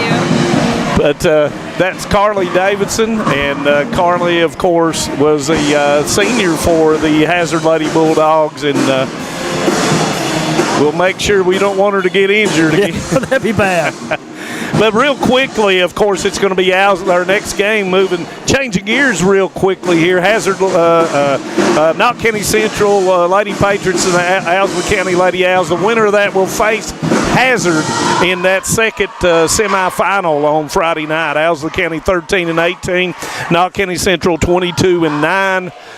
Real quickly before we start doing the keys of the game and do that kind of stuff, Jim, what kind of matchup are we looking at? Well, I think it's going to be a really interesting because both teams like to get up and down the floor. Going to be a lot of on-ball pressure from both teams. As you talked about earlier, Owsley County really likes to put pressure on that full court press and the transition scoring, and Knox County likes to get out and move too. So should be a very entertaining game. And when you look at Travis Smith, he's 7-5 in regional play throughout. He's been in the champion. He's won the title once and was in the finals in 2022. Knox County Central, of course, coached by Misty McElawrence, been at 3 different schools. 7 years, 3-4 in the region. So both quality coaches, both time-tested in regional play, and getting their teams ready and pointing toward being at their best. Yeah, Saturday. Everybody looks for Saturday night. Yep. And, Knox County, a team that we've watched. We cover them. Maybe not the most, but definitely one of the teams that we've seen them a lot. Oh, yeah. And, I remember going and watching them the first game of the season, and the evolution of that team and the job that Coach McElawrence has done preparing them for this time has been really remarkable. Yeah. And we're going to take a break. We'll have the Tim Short Auto Group keys to the game when we go back up on top. Stay with us. We'll be right back on Hometown 24. Great communities attract talented people to live, work, and raise their families. We're committed to delivering future-proof broadband so our friends, families, and neighbors can live rich lives in smart rural communities across America. Your community is our community. We're your rural broadband partners. You do great things. We make great things possible.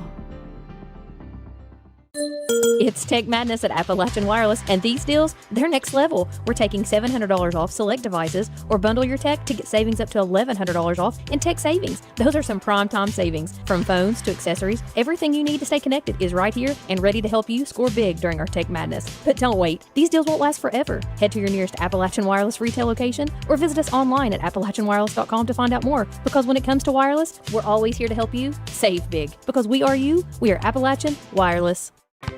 What keeps you going? Your love for the game? Your teammates? A victory? At ARH Orthopedics, our goal is to keep you pain-free so your body can keep going. There's no time for discomfort in your joints or ligaments caused by an injury. ARH Orthopedic providers specialize in treatment plans, from non-surgical and surgical options, so your care is entirely centered around you. Visit arh.org/ortho to find an orthopedic provider near you. ARH, more for Appalachia. Welcome back to Knott County Central. We're about 2.5 minutes away with the starting lineups to get underway here in their second ball game. It'll be Owsley County and Knott County Central. The winner will face Hazard on Friday night, guys. And Owsley County, I got to talk to Coach Smith, their young basketball team. And Knott County Central, they start some young players as well. Yeah, we'd like to welcome everybody back to the second game of the night for the girls ARH 14th Region Tournament presented by Appalachian Wireless. We would like to thank Double Quick, Bank of Heinemann, and Martin Law Office, as well as Appalachian Wireless. Guys, I think we need real quickly, let's get into the keys of the game real fast. Go ahead, Brian. Did you all talk about that down there? No. Well, no, we had Carly Davidson. She did an outstanding job. Real quickly, then I'll give you what I think Knott County needs to do, and I'll let you all do Owsley. I think Knott County, the keys of the game for them, they need to establish post presence. They need to have some pressure defense and attack the basket. Control that paint. What do you think Owsley needs to do to stay in this ball game? Well, I mean, we're going to see an outstanding matchup of two of the premier big post players in the region, Camilla Markham and Samara Bailey. And when you talk about Owsley County, the offense has got to run through her. She's a walking double-double, averaging 18 points a game, I think about 14 rebounds. So it should be a great matchup. And, Owsley County, traditionally a Travis Smith team, they want to get the ball out in space and get it going quick. So I'll be really anxious to see how these two match up tonight. Manus? I was listening to the music. I'm sorry. Well, they've been playing Black Sabbath. I've been in a concert. I just think with Knott County Central going against Owsley County is going to play that patented 2-1-2 defense. Knott County is going to have to get into the gaps against the zone, and they're going to shade Danny McElharnitz. She's got to get the ball moving around and knock down those threes against that zone, and they've got to watch back because Markham will get that ball down to Smith or whomever on the quick transition off the misses against the zone. We saw that so often a couple years ago with Carly Smith, Macy Moore. Those girls just really zipping it down the court. We'd like to introduce a very special student here for the Patriots. The inaugural Girls State Wrestling Championship was held at the Corbin Arena in Corbin, Kentucky on February the 8th, 2026. 362 youth and middle school girls vied for official sanctioned state titles. Lakia Sloan, the 11-year-old daughter of Leo and Misty Sloan, competed in the KFWC 12 and under 81-pound division and is the state champion for the Patriots. And of course, guys, that's pretty impressive. And that's an 11-year-old state champion walking out on the floor. I did not see if we got her here. And David, if you get an opportunity in between quarters, just holler at us if you can get her. And we won't go to break. Yeah. Makia Sloan, was that her name, guys? Yes. Yep. Yeah. And when Manus wants to start talking about wrestling, I'm going to go down there and get her. Not wrestling. We'll wrestling. put her on. She guys. wrestles. She doesn't wrestle. And put her on you. Oh, man. And not sure they're going to do the national anthem. They did last night. They did the national anthem after the second game, but it looks like we're not doing it this time. And so we'll go straight into lineups, David Adams. Yes, we will, and it's that time. And Owsley will be the visitor on the scoreboard, I'm sure. They're in the burgundy uniforms, white numbers. And as Brian Johnson says, Knox Central in white, and he can read the red I numeral. can see those red numerals. And it'll be Owsley County, the guest team. Number 1, sophomore guard Delaney Smith, 11.6. Number 5, sophomore forward Harley Dooley, 5.2. Number 24, freshman Lauren Gay, averaging 6.6.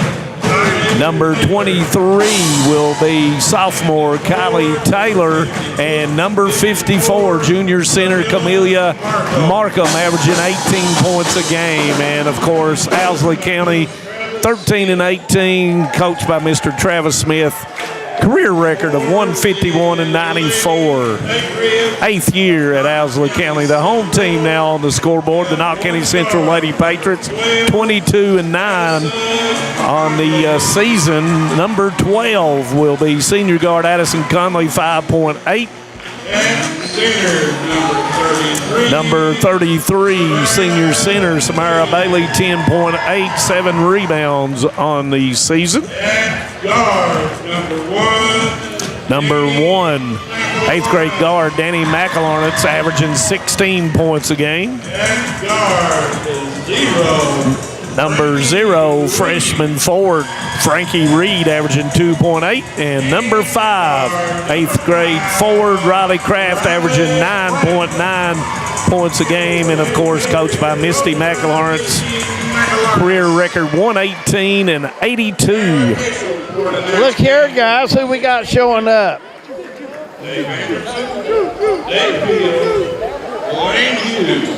You can come over here, and I'll get you right over here. Hey, guys, how about the camera to Makia Sloan, our champion wrestler? Tell us about all that you've just been through. It was awesome. I enjoyed it. And you got to wrestle against all different people all through the state. Is that right? Yeah, a lot of them. Well, what do you do to train for that all the time? I work and I get advice from people. There you go. Makia, congratulations and thank you for coming by. You're welcome. All right, Makia Sloan, a champion wrestler in the state of Kentucky. Thank you so much. And guys, we're underway. And 3 points by Camelia Markham, and that's her 22nd on the season. Conley with a drive on the baseline a minute ago with a nice jumper. 3-2 as we start out hot. Yeah, Markham's got a really nice shot out there. Yeah, and if you'll look, Owsley County's playing a boxing 1 on Danny McElharness. And it's going to be Markham comes away with it after Kraft misses the jumper, and you would kind of expect that. That's going to be a tough guard for Samara out there on the floor. Yeah, Markham is good enough to pull her out of that post area. And, of course, Knox Central playing man-to-man. Yes, they are, and everybody seems to be tight man-to-man, guys, as they're getting after it. Skip pass knocked away by Kraft. Brian Johnson, how many cross-court passes do you get by with good basketball teams? You get by with very few if you've got a good basketball team, David. That's a long way to go with a lot of hands in between. Smith will dribble it back out and set the offense. Look for a high ball screen here, maybe. Oh, they're going to flatten out. Yeah, I thought that Markham was going to come up. And that's going to be blocked by Reed, and it's going to go out of bounds, and it will stay with the Lady Owls. Now, do you know if this is Travis's youngest? Yes. That's what I thought it was. We interviewed her at the golf. Yep. Interviewed Carly at the golf tournament talking about her. And That went over really good. Carly, a very intelligent young lady, and you would expect that from a coach's daughter, Delaney and Carly. And, Travis is a great guy. Yes, he is. Enjoy getting to know him during my athletic director days. Markham will take it 1-against-1, and Bailey will block it, and she'll block it again and gets the rebound. And, that's what Samara Bailey brings, remarkable length to the table and really erases a lot of stuff around the basket. Kraft will kick to Reed. Reed's going to go into the lane, gives it up, and it's going to roll and go in for Kraft. Might have got away with a walk there. I think it got hit. The officials. Did they do? Okay, I didn't see that. Didn't either. And That's the we're universal. behind it. That's the sign. That's the universal, isn't it? Yeah.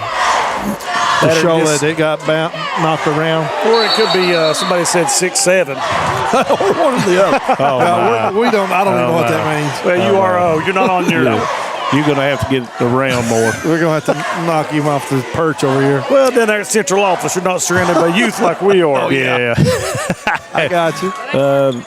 The block and the tie-up in the alternate possession went back to Owsley County, trying to enter the ball to Markham, and Bailey knocks it out of bounds.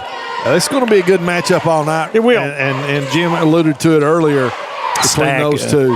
Stack up at the top of the free throw line. Comes into Markham.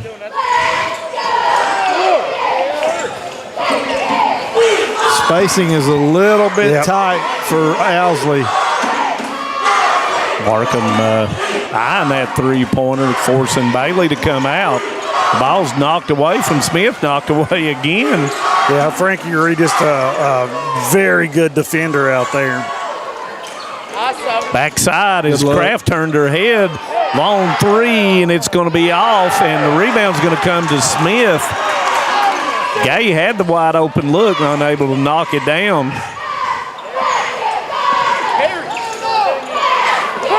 And it's going to be a turnover.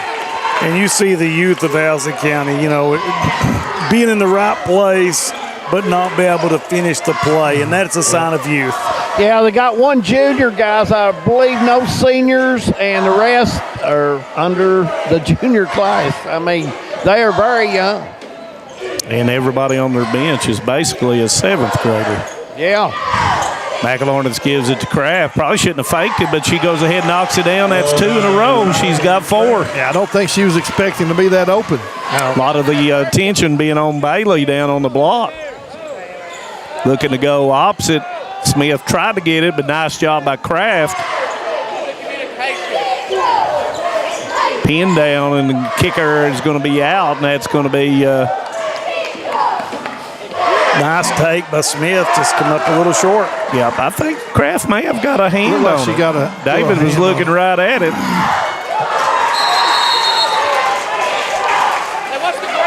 And we love seeing good sportsmanship from the players as Bailey reaches down to help up Markham.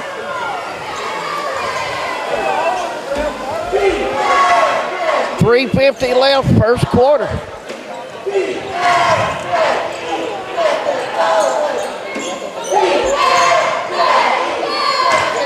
Reed looks back into Kraft, knocked away and stolen by Markham. Smith pushing it down, gives it back to Markham. Showing a little bit of respect by not firing that up with Bailey closing out on her. She's got such long arms, though. Oh, my goodness, she does. Long three, and it's going to be off. McElornitz got it as Taylor once again had an open look, but it may have been deflected once again, and that's going to be a foul on Taylor, and that's going to be the first foul of the game. And into the basketball game will be seventh grader Nayla Pittman. Number 30, Nayla Pittman into the game for Owsley. Give Owsley a little bit more size. Yeah, Nayla averaging 2.2 points a game. Conley goes in with a floater. Rose doesn't go. Markham with a rebound.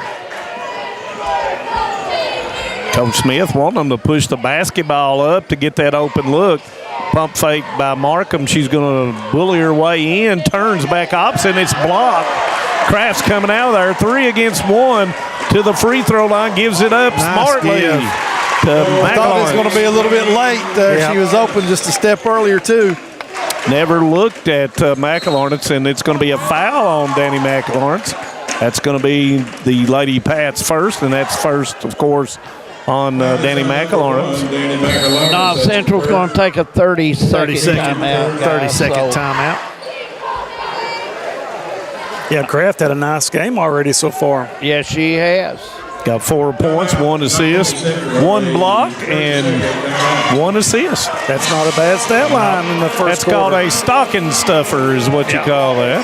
And we'll go over the officials real quickly since we didn't get to do it at the beginning of the game. And again, these are the 16th region officials.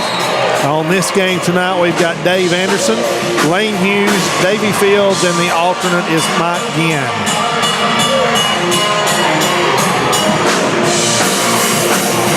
And if you didn't pick it up, Brian was talking about how you got to the point of being a regional official. So go back and look at that if you didn't know that. And there's a lot of people that probably don't know not. That. Here comes the double team out, trying to catch them out. Thought she might have stepped back, but it was really close. Official was right on it. Yeah, that 2-3 zone, Knott County likes to trap it and then shoot the wings up on the wing side. Ball's deflected by McElawrence out of bounds, and it'll be a side put in. Not sure how much longer they'll play that zone, but it looks like they're going to stay in it once again in this possession. Yeah, they're pushing Owsley further and further out, trying to get the offense initiated. And it's going to go out of bounds, and it will be turnover. And, you know, the Owls have Dooley as one of those outside shooters along with Smith and Gay that will knock it down against that zone as Conley will come out of the basketball game, and Kaylee King will come in for Coach McElawrence.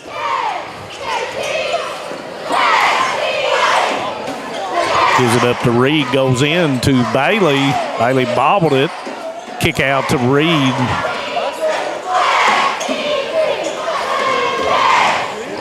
McElawrence long. 3 good. Wow. You know, she was kind of fading to the baseline when she let it go. But with pressure. Yeah. I was getting ready to say that and then thought better of it after she knocked it down. But 5 points for McElawrence, and the lead goes out to 11-3. Knott County Central staying in the zone. Putting a lot of ball pressure. Pittman will turn back, gives it out. It was deflected, and that's going to be picked up by Markham. Smith 3, and it's going to be long. Rebound's going to come to McElawrence. Got to get it, and she sprints out 2 against 1, loses control of the basketball, knocked away by Dooley. And they're going to call. Reed's going to get the foul. It's called a clip on her. That was number 0, Frankie Reed. Diving after the ball and just took the legs of the Owsley County Owls lady out from under her. Well, I'm telling you, Reed is an absolute, I mean, man, she gets after you out there. She's a menace. You know, she's a menace. Yeah, you know, you wear that stuff in NCAA to do your heart rate. I bet hers can't even be registered because she gives it her all. We're down to 1 minute left, 11-3 in this first quarter. Smith trying to get a screen at the high post. Markham thought about it for a second. Yeah, Owsley County going to have to find some way to. And they brought Cornet in. McElawrence said, somebody come in to help me, and Reed will dribble it across. Cornet's come in, and she's playing a part of that box and one. Kraft goes in there. Floater doesn't go. It's tipped, and Markham will come up with it, looking to outlet it. Nice pressure on the ball. All over her as well. Smith goes over to the left, and Cornet's going to shoot the lefty 3 and misses it, gets her own rebound as it comes right back to her. 20 seconds to go in this first quarter. Why is Uncle on the bench screaming? And that was a half runner on that one and missed it that time by Dooley. Yeah, not the shot that Coach Smith wanted right there. And Cornet, who is chasing McElharnitz, will pick up the foul with 10.3 seconds to go. Avery Combs will come in, and out will go Reed with a much-deserved rest. Oh, my. Yeah, she's gassed. Reed was tarred walking off the floor, guys. That's one way of putting it, Dave. 6 seconds, McElharnitz comes off. Looks for the screen, doesn't need it. Oh, but there is Bailey, and she'll put it in right before the horn. Yeah, that's a nice follow-up by Bailey. Yep, that'll do it. That's the first quarter. We'll be back for the second quarter right here on Hometown 24. Patriots with the lead. Time out for great food. This season, everyone is stopping at Double Quick for their pregame and postgame snacks, drinks, sandwiches, and dinners. Come on in and grab a bucket of Double Quick chicken with all the sides, a real family meal for on-the-go eating. Then there's everyone's favorite, the famous Double Quick pizza rolls. Buy them 1, 2, or 6 at a time. We've got sandwiches galore, your favorite drinks, chips, and snacks, and so much more. Be sure and use your Double Quick rewards card, and good luck to all the teams from the team here at Double Quick. For over a century, Bank of Heinemann has proudly served Knott County and the surrounding communities. They're your hometown bank, built on trust, service, and a commitment to their neighbors. With online banking, bill pay, and mobile deposit, they blend today's convenience with the personal service you've always known. Visit them on the Heinemann Bypass or at the Holly Hills Shopping Center. Bank of Heinemann, where tradition and trust still matter. And as we get ready to start the second quarter here at the ARH Girls 14th Regional Tournament, also Appalachian Wireless, a big sponsor, and we will cover the rest of the sponsor names. Brian has already covered them a couple times, and he'll get them again to you here before halftime. So glad to have all those sponsors along for the Girls 14th Regional Tournament. Game with the basketball back to Smith. Pittman right at the high post area. Markham working outside the three-point line. Cornet over here in the deep left corner. Just trying to spread out the zone of Knott County Central. Knott County's hands are so active. Oh, yes.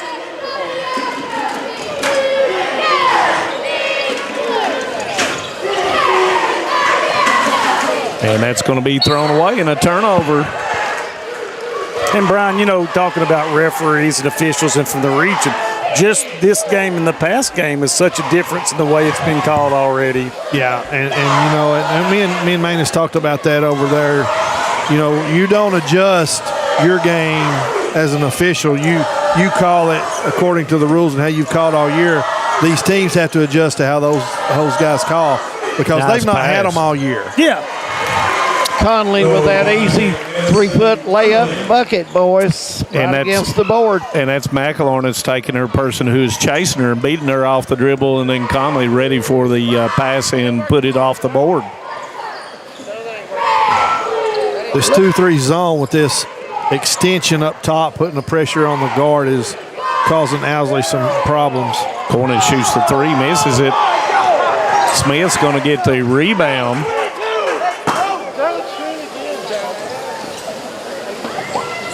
Smith with it back out to Markham. Markham not able to get in. Nice pass to Cornet, and she'll put it in. Markham sees the floor really well. She does. For a post player. And, you know, that natural height, being able to do the over the top of the defender. I'll get it out here in a second. Combs misses it. Back into Pittman. Pushing the ball up the floor. Knott Central doing a nice job to get back on transition. Smith, long three, it's going to be long. King with a rebound. And Smith's going to pick up the foul, and that's going to be her first. As we're under 6 minutes now in the second quarter. Looks like Reed and Kraft will come back in for Knott County, guys. King and Combs out, and into the basketball game. Back again will be Taylor as Pittman will go back out. Owsley County going to pick up with a little bit of full court pressure. And they'll be able to use Bailey as a release valve because Markham's not going to come up there to guard her. McElharnitz to Conley. Long three comes off short. Rebound's going to be Markham. I like the way after they get to rebound, Owsley County, Knox County Central is getting right up on the rebounder to keep from outletting the basketball real quick, and that's a 30-second Yeah, very timeout. smart, and that's just, scouting, knowing what you're going to see. 30-second timeout. You know, Coach Smith, Brian, I think, mentioned it, maybe Jim, about getting pushed out. The zone has pushed them out farther. He may set us some screens. You may see a screen up top. Yeah. So they can make a little drive here, guys. Yeah, to relieve that pressure, he can use a ball screen for her, but they're trying to trap her in the middle of the court, and the two bottom ladies on the 2-3 zone are shooting the wings, so he needs to release somebody to that foul line area on either side. And Owsley County yet to knock down some of those threes. They've had one made three. The first shot of the game. And it was Markham. And since Markham has made it, they've got out on her pretty quickly to make her think about it. And as soon as that happens, Coach McElharnitz comes with a defensive change and goes to man after the draw-up. Chess match, and that happens all the time. Yep. And Reed is guarding Smith, and she's making it a nightmare right now. She's all over. Bailey going against Markham, nowhere to go for Markham, and she's going to throw it away. And it's going to be a turnover. And that's good defense by Samara. Standing, good body position, arms straight up, not reaching and grabbing. Yep, you're right, Brian. She did a nice job there, and Owsley County just didn't have a shot. And I swear I believe her arm's got extensions on it. It just gets longer. Now, what is her real height? 6'2"? And then she's got really long arms. She's got probably gives super her long arms. About the wingspan of somebody 6'4" in there. And Kraft misses it, but McElharnitz rebounds it, misses it. Rebound's going to be fought for, and out of the rebound comes Taylor. And I think we're going to have a foul, and that's going to be on McElharnitz. And that's going to be her second foul with 4:47 to go in the second quarter. Knox County going down, guys, getting some easy looks, not taking advantage of those. You got to take advantage of those when you get them. Yeah, and I don't think Coach McElharnitz wanted her to foul 75 feet away from the basket. No. Either. And Bella Hammond will come in for Samara Bailey. Look to see if they'll go right back into Markham. Hammond has given some quality minutes, but she threw it back underneath and blocked by Kraft. The Owsley fans wanted a foul on that. Of course, they didn't get it. Conley goes into the lane. Nobody picks her up. Left hand puts it in. Really nice drive by Conley there. She saw the lane open up and didn't hesitate. Give Conley 6 points. Hammond, and there comes the double team, and Riley Kraft comes in on the double down. Comes in, stops on the dime, and puts it in, and that's going to be a foul, I believe. Yep. And it'll be a nice call as McElharnitz goes flying underneath. Riley Kraft now with 6 points. Fouls on number 23. That's a good call. And Riley she's been a menace as well this first half. And Bella Hammond came right in there and became real physical right off the bat. And the foul call is going to go against Taylor, and that's her second. The ball will be inbounded underneath. Pittman back in the basketball game for the Lady Owls. Monroe in for Coach McElharnitz. And there goes the shot. Not up, but Hammonds could not grab a hold of it. It'll be Owsley County basketball. You talk about the denial they're trying to play on McElharnitz. Yeah. That time, McElharnitz gets checked out for the 2 fouls. And number 24, that would be Lauren Gay, correct? Yep. She followed her to the bench. Well, that's been her assignment, Jim. Yeah. And then she got over to the score table and realized she was checking out and came back. So she understands the assignment well. Smith trying to go up and against, trying to get something going here, and that's going to be a foul. And kudos to Kraft to try to stand in there and take the charge. And that foul is going to be on Reed, and that's going to be her second. Markham will go the line, 80% on the foul line. And these Lady Owls shoot 74.5% from the free throw line. So they're trying to get to the basket so they can get to the line. You are right, Manus Blair. The Owls are a good coach basketball team, guys. They do a lot of fundamentals. They're young right now. They're getting pushed around a little bit, but I tell you, they do a great job with their fundamental, their ball handling, their passing. Well-coached team. Both of these teams, the coaches are working hard with them. Markham misses both of them. Rebound comes to Kraft. 3.5 to go. Too close. Yep. And it's going to be a steal coming out of there was Dooley with a basketball. Jim McCauley says bad spacing. And they were tough. That's what it was. And nothing easy at all for Owsley County right now. Nothing. And you know, as Hammond came up, so Conley could go under the screen and get back to Smith. Dooley going against Monroe. Puts it up off the board, but a little bit too much hand checking down below, and Monroe's going to pick up the foul.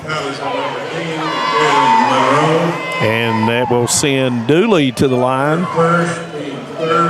44% on the free throw line.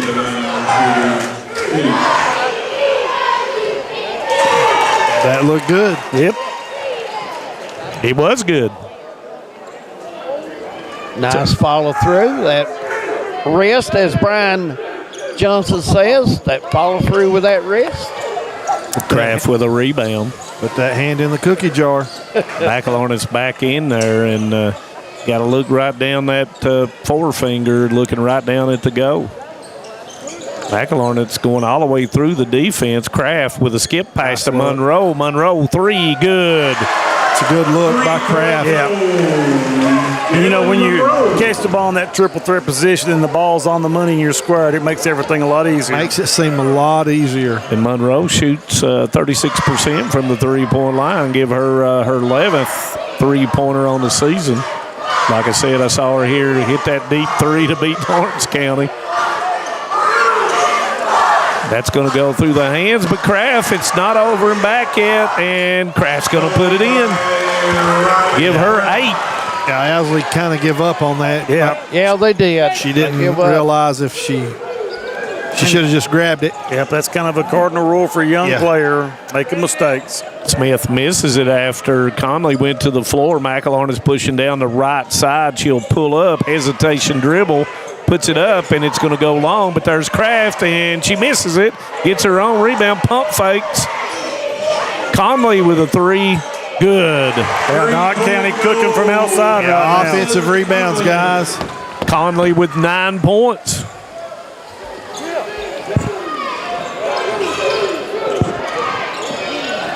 Got to find some offense if you're the Lady Owls. But the defense has just been something else for Knox County Central, and Hammond got a little bit aggressive. Come down on her. Just got a little aggressive. That's a little JR coming out in her right there. And into the basketball game for the first time, June Quillen and Samara Bailey back in. Hammond and Monroe out. Also into the game is Haley Olinger for Knox County Central. Number 33 is Samara Bailey. Cornet back in the game for that. I don't see Quillen out there. Maybe that is Olinger in. Yeah, she must have just stood up and you thought she was coming in. I thought she was coming in. My bad. I do apologize. And that time Markham goes in, powers through, and puts it in. Yeah, able to get Bailey on her hip right there and create a little space to go up off the backboard. Strong move, guys, right in the square, and gets the bucket. Her first bucket since the first bucket of the game for the Owls. Yeah, she's not had an easy time. Olinger goes in off the board, and she'll put it in. The 8th grader. Haley Olinger.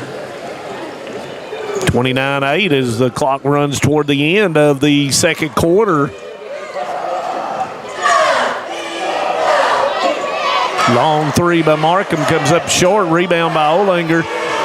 McElornit's looked up at the clock. She's going to go in, and it's going to be blocked out of bounds. And then with 8.5, they'll have it underneath.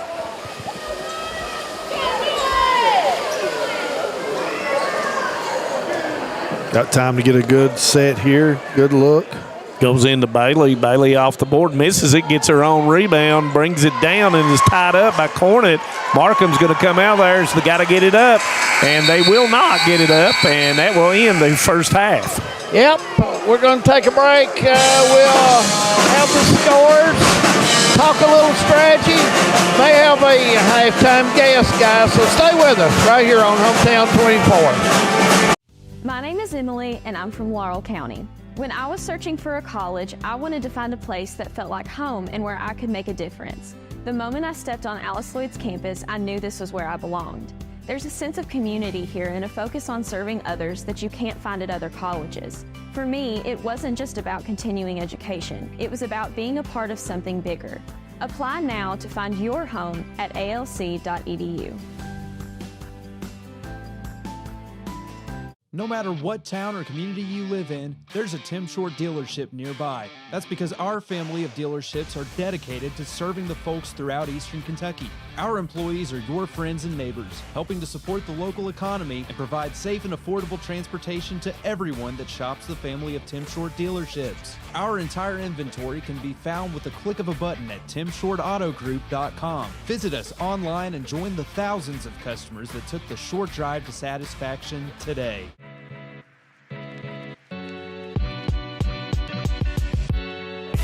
Come right to the source and get the region's best basketball coverage.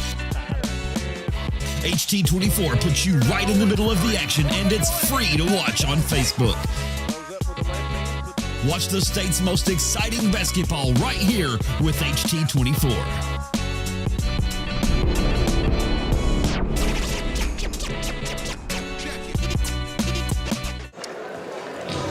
Welcome back to Knott County Central High School, the side of the girls' 14th Regional Tournament, sponsored by ARH and Appalachian Wireless.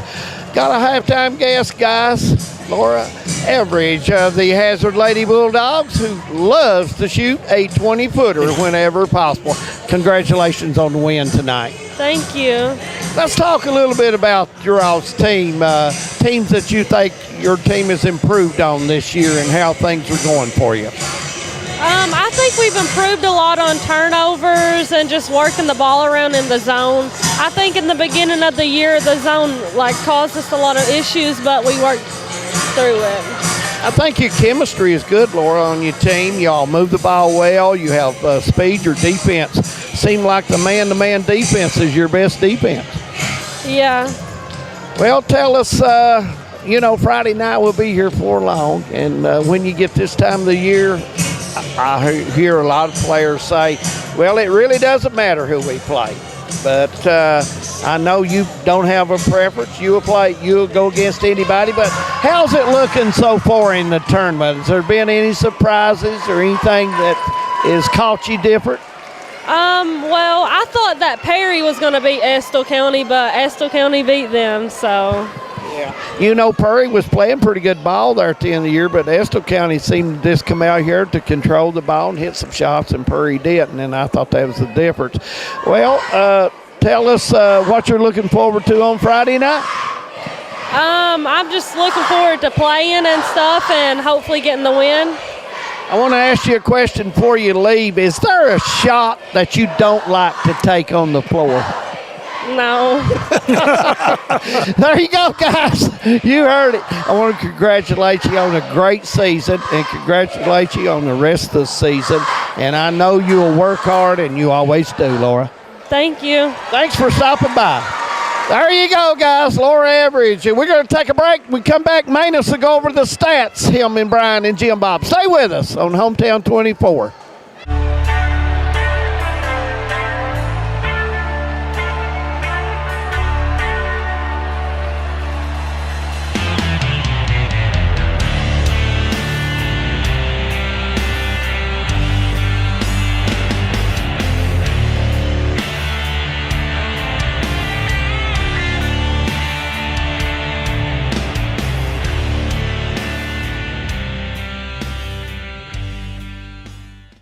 No one likes an uninvited guest, especially when that guest is a potentially dangerous pest. So call Bluegrass Pest Management and let the pros take care of your problem.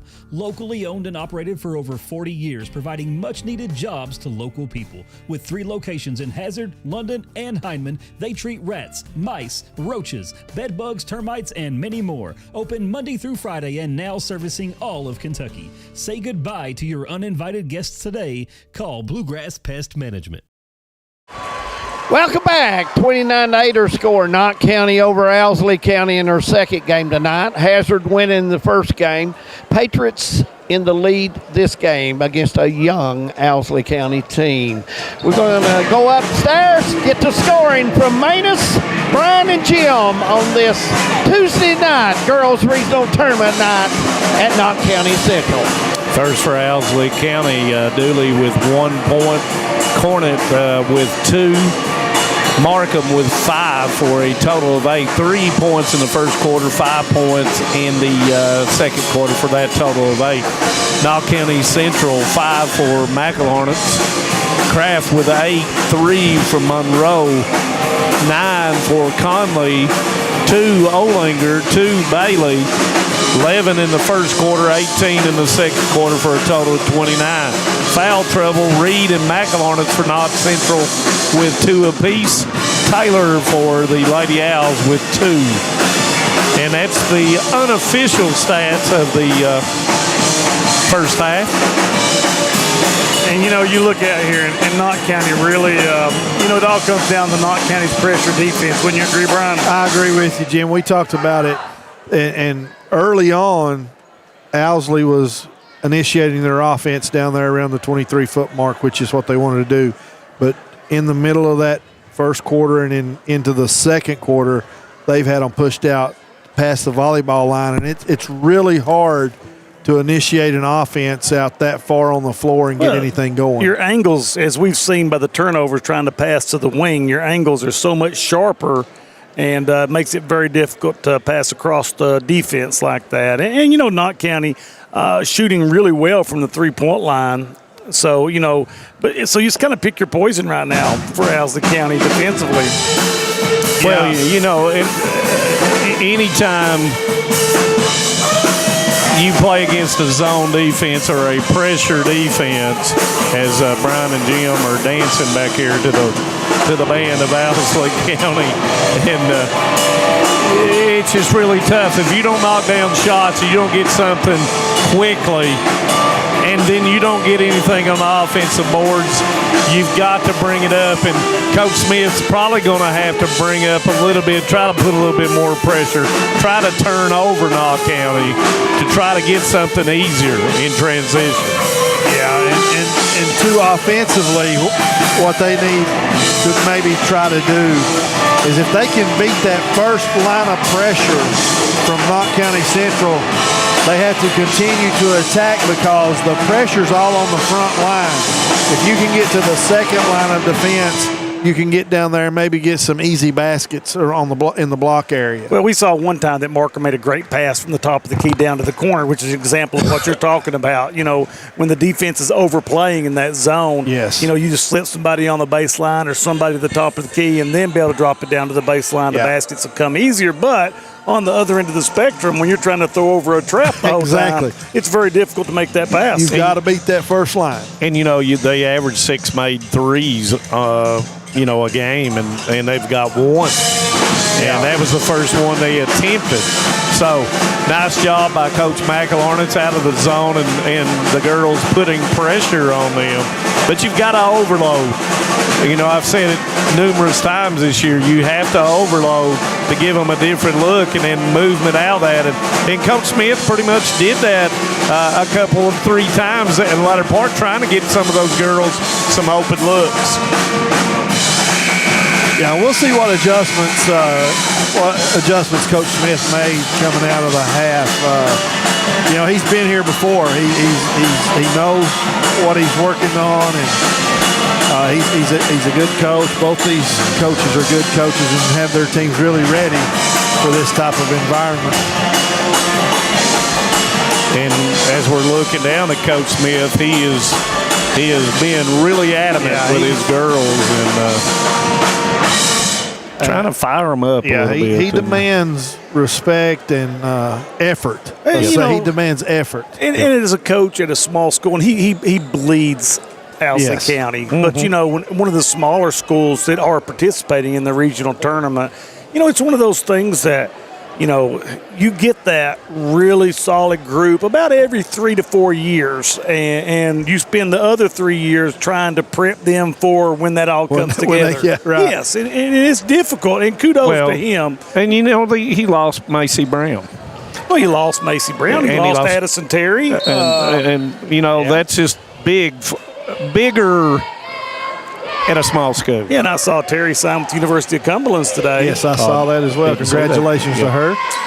And we're going to action here, and looks like both teams will have the same starting lineups. And looked like to me they came out with a little bit different zone scheme, missed by Kraft, and it's going to go out of bounds, and it will be Owsley County basketball. Ball hit the rim, guys, and bounced directly between both of them. You don't see that a whole lot. Wasn't ready for that quick carom off the iron. Nope. Third quarter here at Knox County Central High School Girls Regional Tournament. And Knox County will come out with that 2-3 zone once again. Probably trying to manage a little bit as Reed and McElharnitz had picked up those 2 fouls. Reed with a steal. You got a 3 against 1, advances it up with a pass. McElharnitz will put it in. And that's what Frankie Reed does. I mean, she is, like Brian had said, just a menace on defense. And there you go.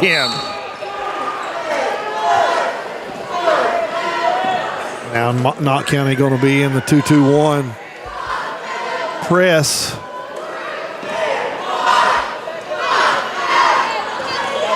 Markham holding it there for a second. Got to get it up. Smith's going to get it across. Picks it. No, I thought she was going to pick it up, but she elected not to smartly. Smith doing a good job for the Owls handling the basketball game. Gay with a miss from 3. Reed rebounds. Yeah, great look right there. Just got to knock those down if they want to get back into this basketball game.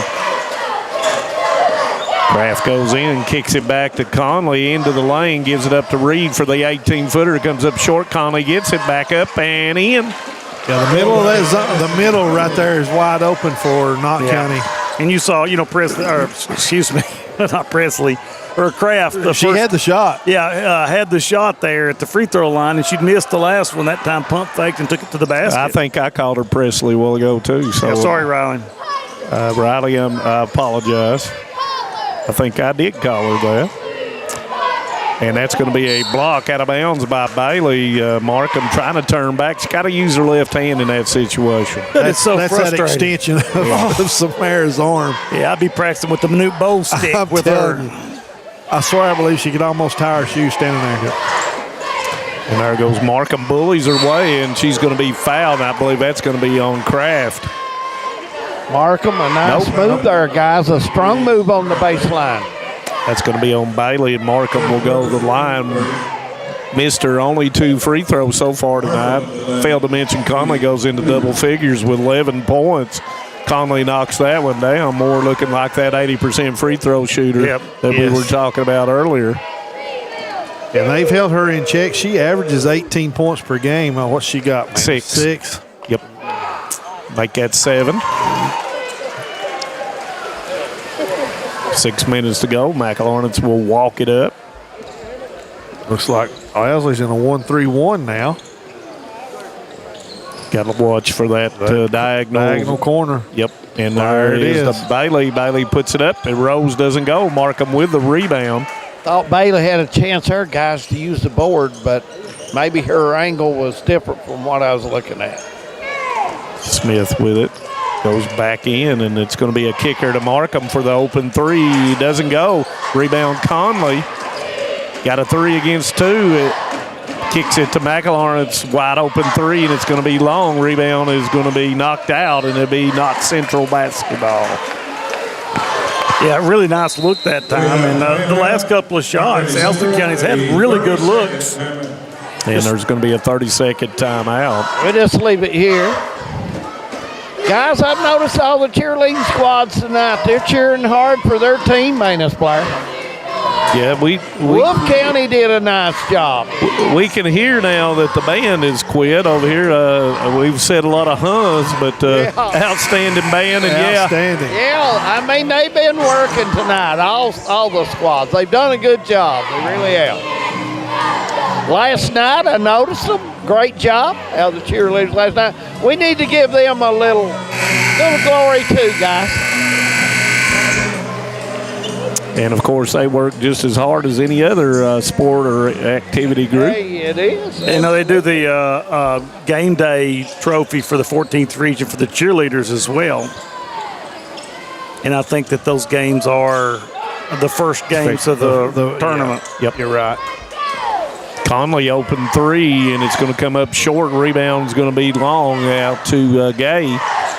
There's Reed causing confusion. Long 3, and it's going to rattle, doesn't go. Rebound's going to be fought for, and that's going to be a foul, and that's going to be on Kraft, and that's going to be Kraft's first. Fouls at number 5. The young Owsley County Owls, guys, they go to the boards hard. Trying to get something on the inner time on the pin down. Markham unable to set that screen on the bottom of the zone against Kraft. Smith, long 3, doesn't go. Rebound is going to come down to Conley. I think Owsley needs to get a little bit of movement down here offensively. Kraft will circle, gives it up to Bailey. Bailey goes up, and it's going to count. Basket is good. Fouls on number 23. Bailey was able just to muscle that on in, guys. Old-fashioned three-point play coming up. Taylor picks up her third. Bailey 55% on the season, got 4 points. That is coming up short, and it's going to be knocked away, and it will be Knox County Central basket. Nope, I'm sorry. It's going to be Owsley County basketball. Might need to go into the optometrist and have them look at my vision again. You can go with me. I've got an appointment in about 2 weeks.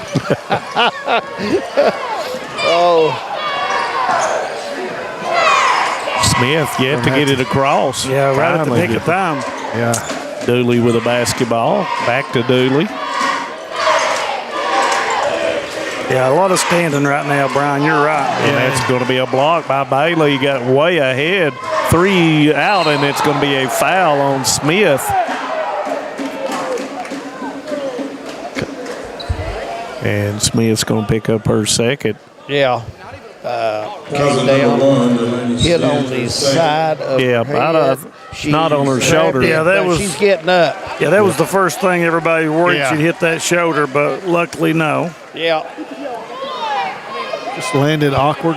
Well, she landed on the left arm, Jim, instead of the right one. So, but it was a hard hit.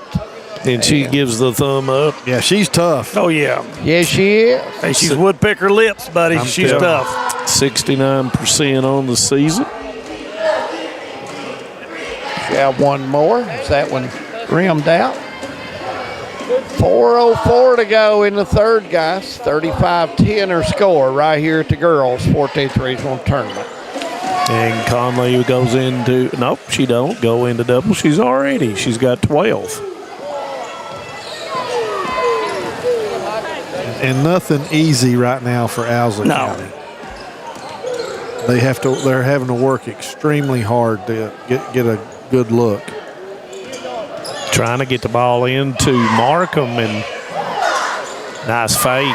Shot goes up, and it doesn't rattle, but there is Markham, and it's going to go out of bounds.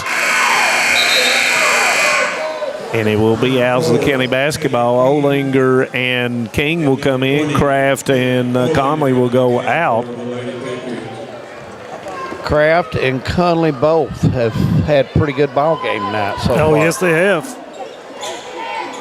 Trying to get that open 3 down in the corner for Dooley, unable to get to it. Yeah, nowhere to go there with that pass. Yeah, Knox County's done an outstanding job of post defense tonight against Markham.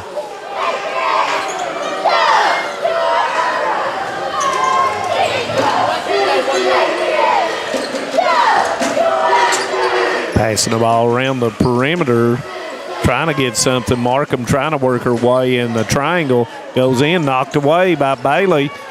Olinger advances it up to Reed behind the defense. She'll left hand put it in, and she was fouled.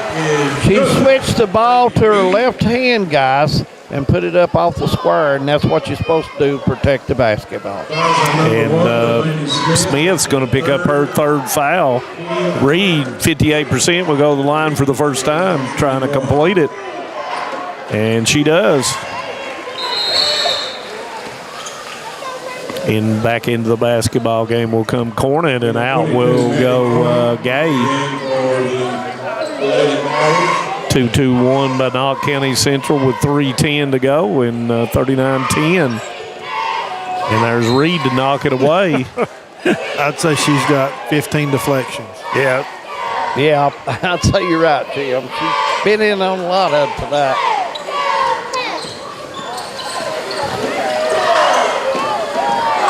I mean, Delaney Smith is going to be seeing her in her dreams. Yeah.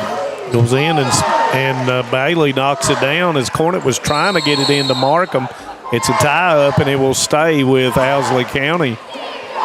And, that's what makes it. You can play that gambling pressure defense when they beat you, and you've got the Bailey wall back there around the rim.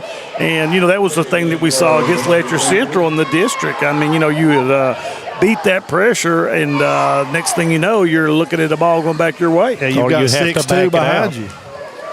Monroe into the basketball game. Dooley finally gets an open look, misses it. A high rebound that time by Taylor, kicking it back, but it's going to be away from Dooley, and McIllarness is going to lay it in.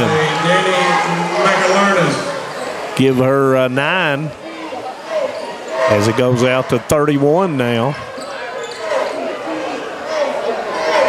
Cornet to Markham, looking for a shot. Goes in, blocked by Bailey, and Taylor just throws her hands up behind the defense as Monroe. She thought about it. McIllarness ain't going to think about it. She shoots it, misses it, but there's Bailey up off the board, and she'll put it in. Yeah, all Knox County Central right now. Yeah, it's a good rebound. Put it right back in the square and got the bucket, guys. Give Bailey 6. Dooley out on Cornet. Markham floats out to get the wide open 3, misses it. Rebound's going to come to Olinger. Olinger, the 8th grader, pushing it up the side. Monroe shoots that 3, and it's going to come off. Rebound by McIllarness, turns back, misses it. Gets her own rebound, kicker to Monroe. McIllarness said, I'll try another one, and it's off. Rebound is going to come to Dooley. Just realized the Kings back in the basketball game for Knox County Central.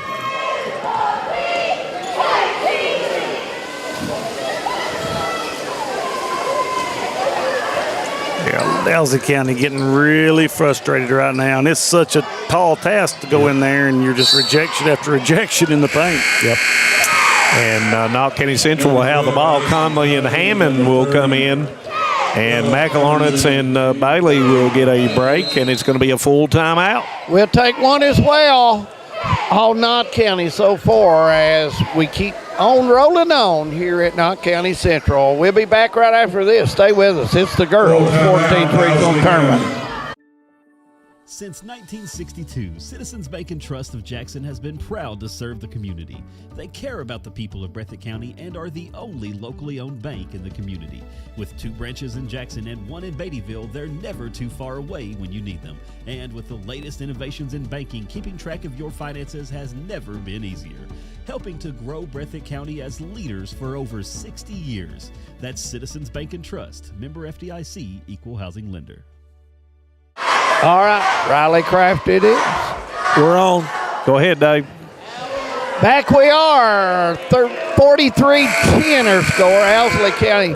Guys, yeah, I know the score is big difference right now, but I've still been impressed. I know the Patriots has hit some big shots and played hard on defense, but I think Owsley County, for a young team, they keep working.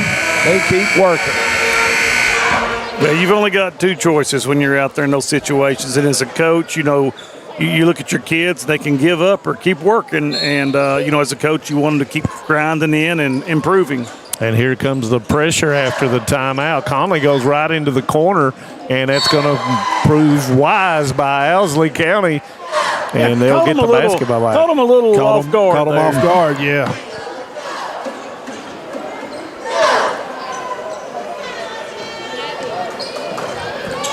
Goes into Pittman, who's come in the game, 7th grader for Coach Smith. And King's going to knock it away from corner with a steal. Into the lane. Nice bounce pass, and Hammond will put it in. It's a nice pass right there. Addison Conley with that old-fashioned bounce pass, guys. Goes into Pittman, and she'll kick it back out the corner. Looking inside to Markham. Got it, and she is going to be fouled. That is on number 30, Bella Hammond. That's her second. Hammond's going to pick up her second. Markham, 2 of 4, will go back to the line. Markham, 2. Knocks down the first. Guys, I like Markham as a player. I think next year she'll be even better. She's got a lot of skills, good hands. Second one good as well. After missing those first 2, 4 of 4 now. Conley weaves her way through the press. Monroe rises up and bottom. Said it's a 2. 2-pointer, foot on the line. No hesitation. Yeah, Monroe, a nice touch, good follow through. That's going to do it, guys, for the third. We're coming back for the fourth, and we'll see if the Patriots can finish this on out and meet Hazard on Friday night. Well, stay with us right here on Hometown 24. Hi, I'm attorney David Johnson. You may recognize me from some of our other ads, but injuries from an auto accident are no joking matter. With over 25 years of experience, our offices have the resources and expertise to go head-to-head with big insurance. While most of our cases get resolved without going to court, trust me, they know if the attorney you choose will take it this far. Either way, our clients get paid. So for all your legal needs, get the pros on your side. TVS has made a commitment to bringing you the best channel lineups and most diverse video packages available. We are proud to introduce Broadband TV, our newest and most affordable video package yet. 48 of the most watched channels we offer, some new channels only available with this package, and over 300 of the best free ad-supported channels available, all for only $29.95. Welcome back. Fourth quarter getting ready to start. Knott County will have the basketball. Owsley County will be on defense as play resumes. Here we go, guys. Fourth quarter. June Quillen in the basketball game. Now I see her. McElhurst will put it in, and that's going to give her double figures with 11. It should start the clock, shouldn't it? Yep. Yeah.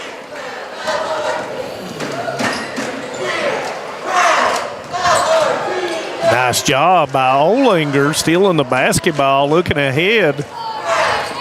She'll turn and spin, goes right into Pittman, gets her own rebound, misses it. There's Hammonds on the other side, and she'll put it in. Basket is good. You know, I've been surprised and impressed with how well Olinger handles the ball. Yeah, I agree. And no hesitation about getting it, just going up the court. No, she doesn't look for a guard, Brian.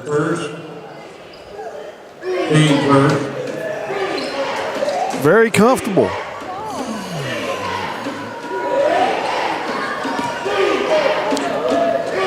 And Hammond will miss that one. Rebound's going to come down to Markham, and that's going to be on Quillen. So I guess, barring a natural disaster of epic proportions, you're going to have Knott County and Hazard in the second semifinal. In the second semifinal. You're exactly right. And that's going to be a really interesting matchup for those two. And I can't remember the last time they played.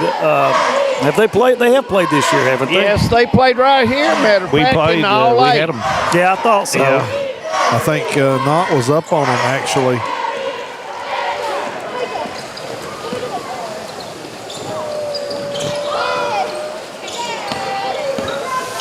McLaurin's nice pass, and Hammond missed it, gets her own rebound. It's blocked by Pittman, the 7th grader for Coach Smith.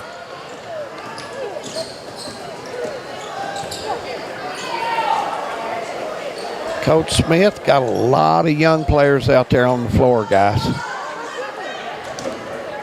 And they have good skill. They'll be a good team. It'll just take a little time, but they do a lot of the fundamentals very well.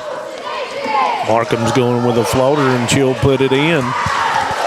Give her double figures with 11. Go by Camilla Markham.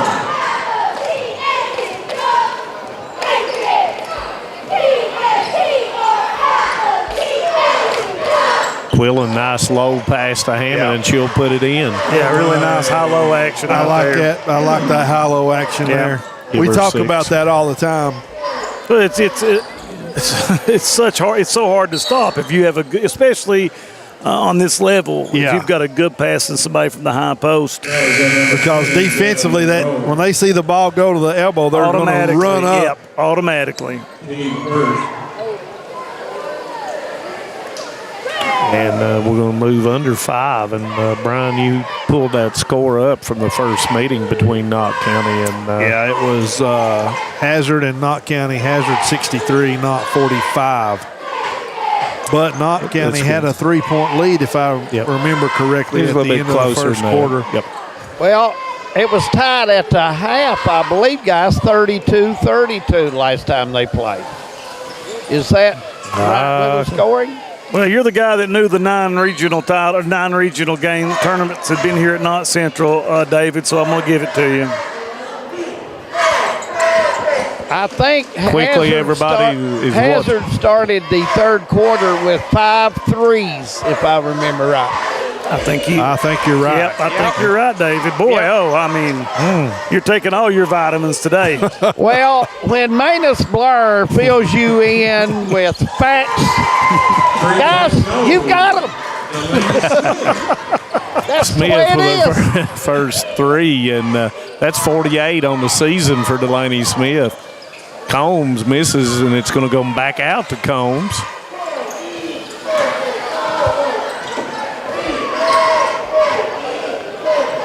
Goes to Kraft. Got an overload on that side.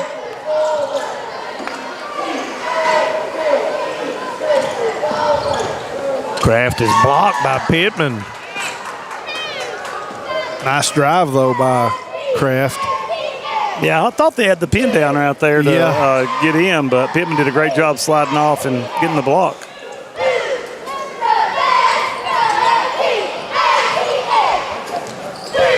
Smith goes in, left hand, nice move, puts it in. Nice move, got the roll, guys. 3 minutes, and this one will be in the books. Combs misses, Hammond will knock it out, and done a nice job on Delaney Smith, averaging 11.6. She's got 5 points, and all those are come here in the fourth quarter. The last 2 trips. Center's in the basketball game for the first time for Knox County Central. Goes to Markham. Markham will put it up, but she is going to be fouled. Guys, what Samara Bailey end up with tonight? 6 points, probably 6 blocks. Very impressive. Quillen picked up her second. Markham 5 for 5 in the second half. We may have the seniors join us as well with Kylie Kraft, guys. A little talk. And Markham's going to knock down the 6th one of the second half. Give her 14. Almost up to her average. Quillen misses, rebound fought for. Pittman will come out of there with it.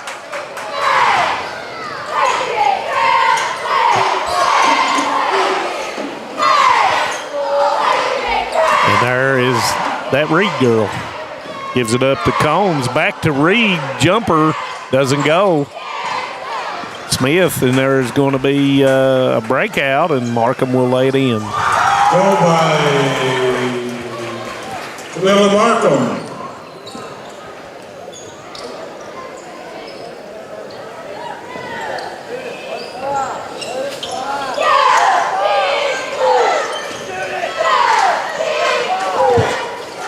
Kraft off the board, and it will go. Going to have substitutions now for both teams. Riley in double figures with 10. She's played a great ball game tonight. Yep. Well, in all facets of the game. Got off to a really good start in every regard. So our Alice Lloyd player of the game, Miss Riley Kraft. Yep. Now Presley Kraft is in. You all have had her in there 3 or 4 times tonight. Yep, we did. Sorry about that. Into the game for Lady Allen.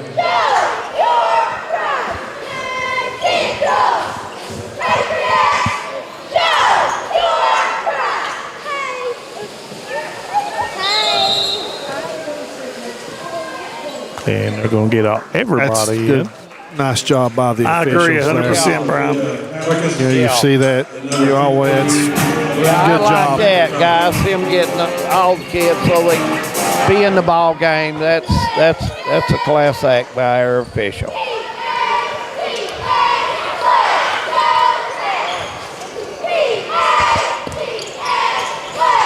Centers will put it up. Knocked away as Kraft came back in there, and Centers will put it in. Brianna Center.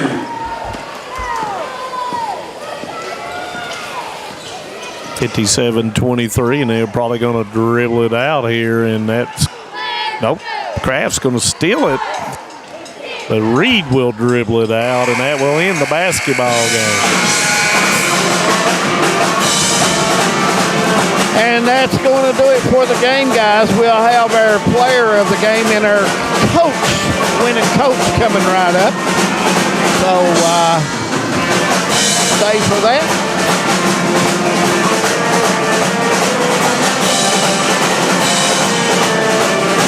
We've got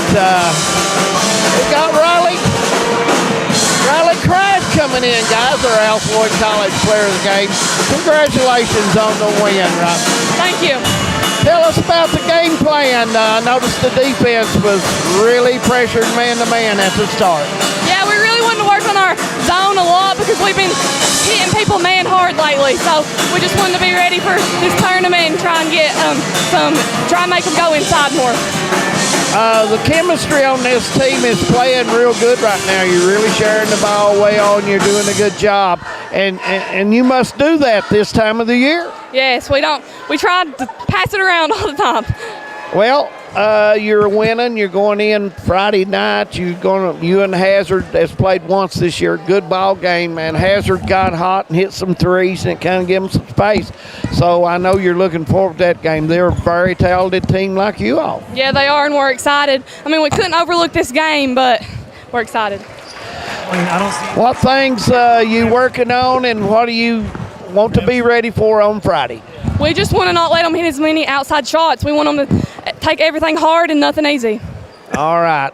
By the way, I want to tell you this on TV so it's record. I think you shoot much better than your daddy ever shot. Thank you. Everybody tells me that. Riley Kraft. There you go. Player of the game. Thanks for coming by. We're going to have Coach here in a second. I just had to throw it in, guys. Oh, goodness. Coach is making her way down, and we're going to talk with her.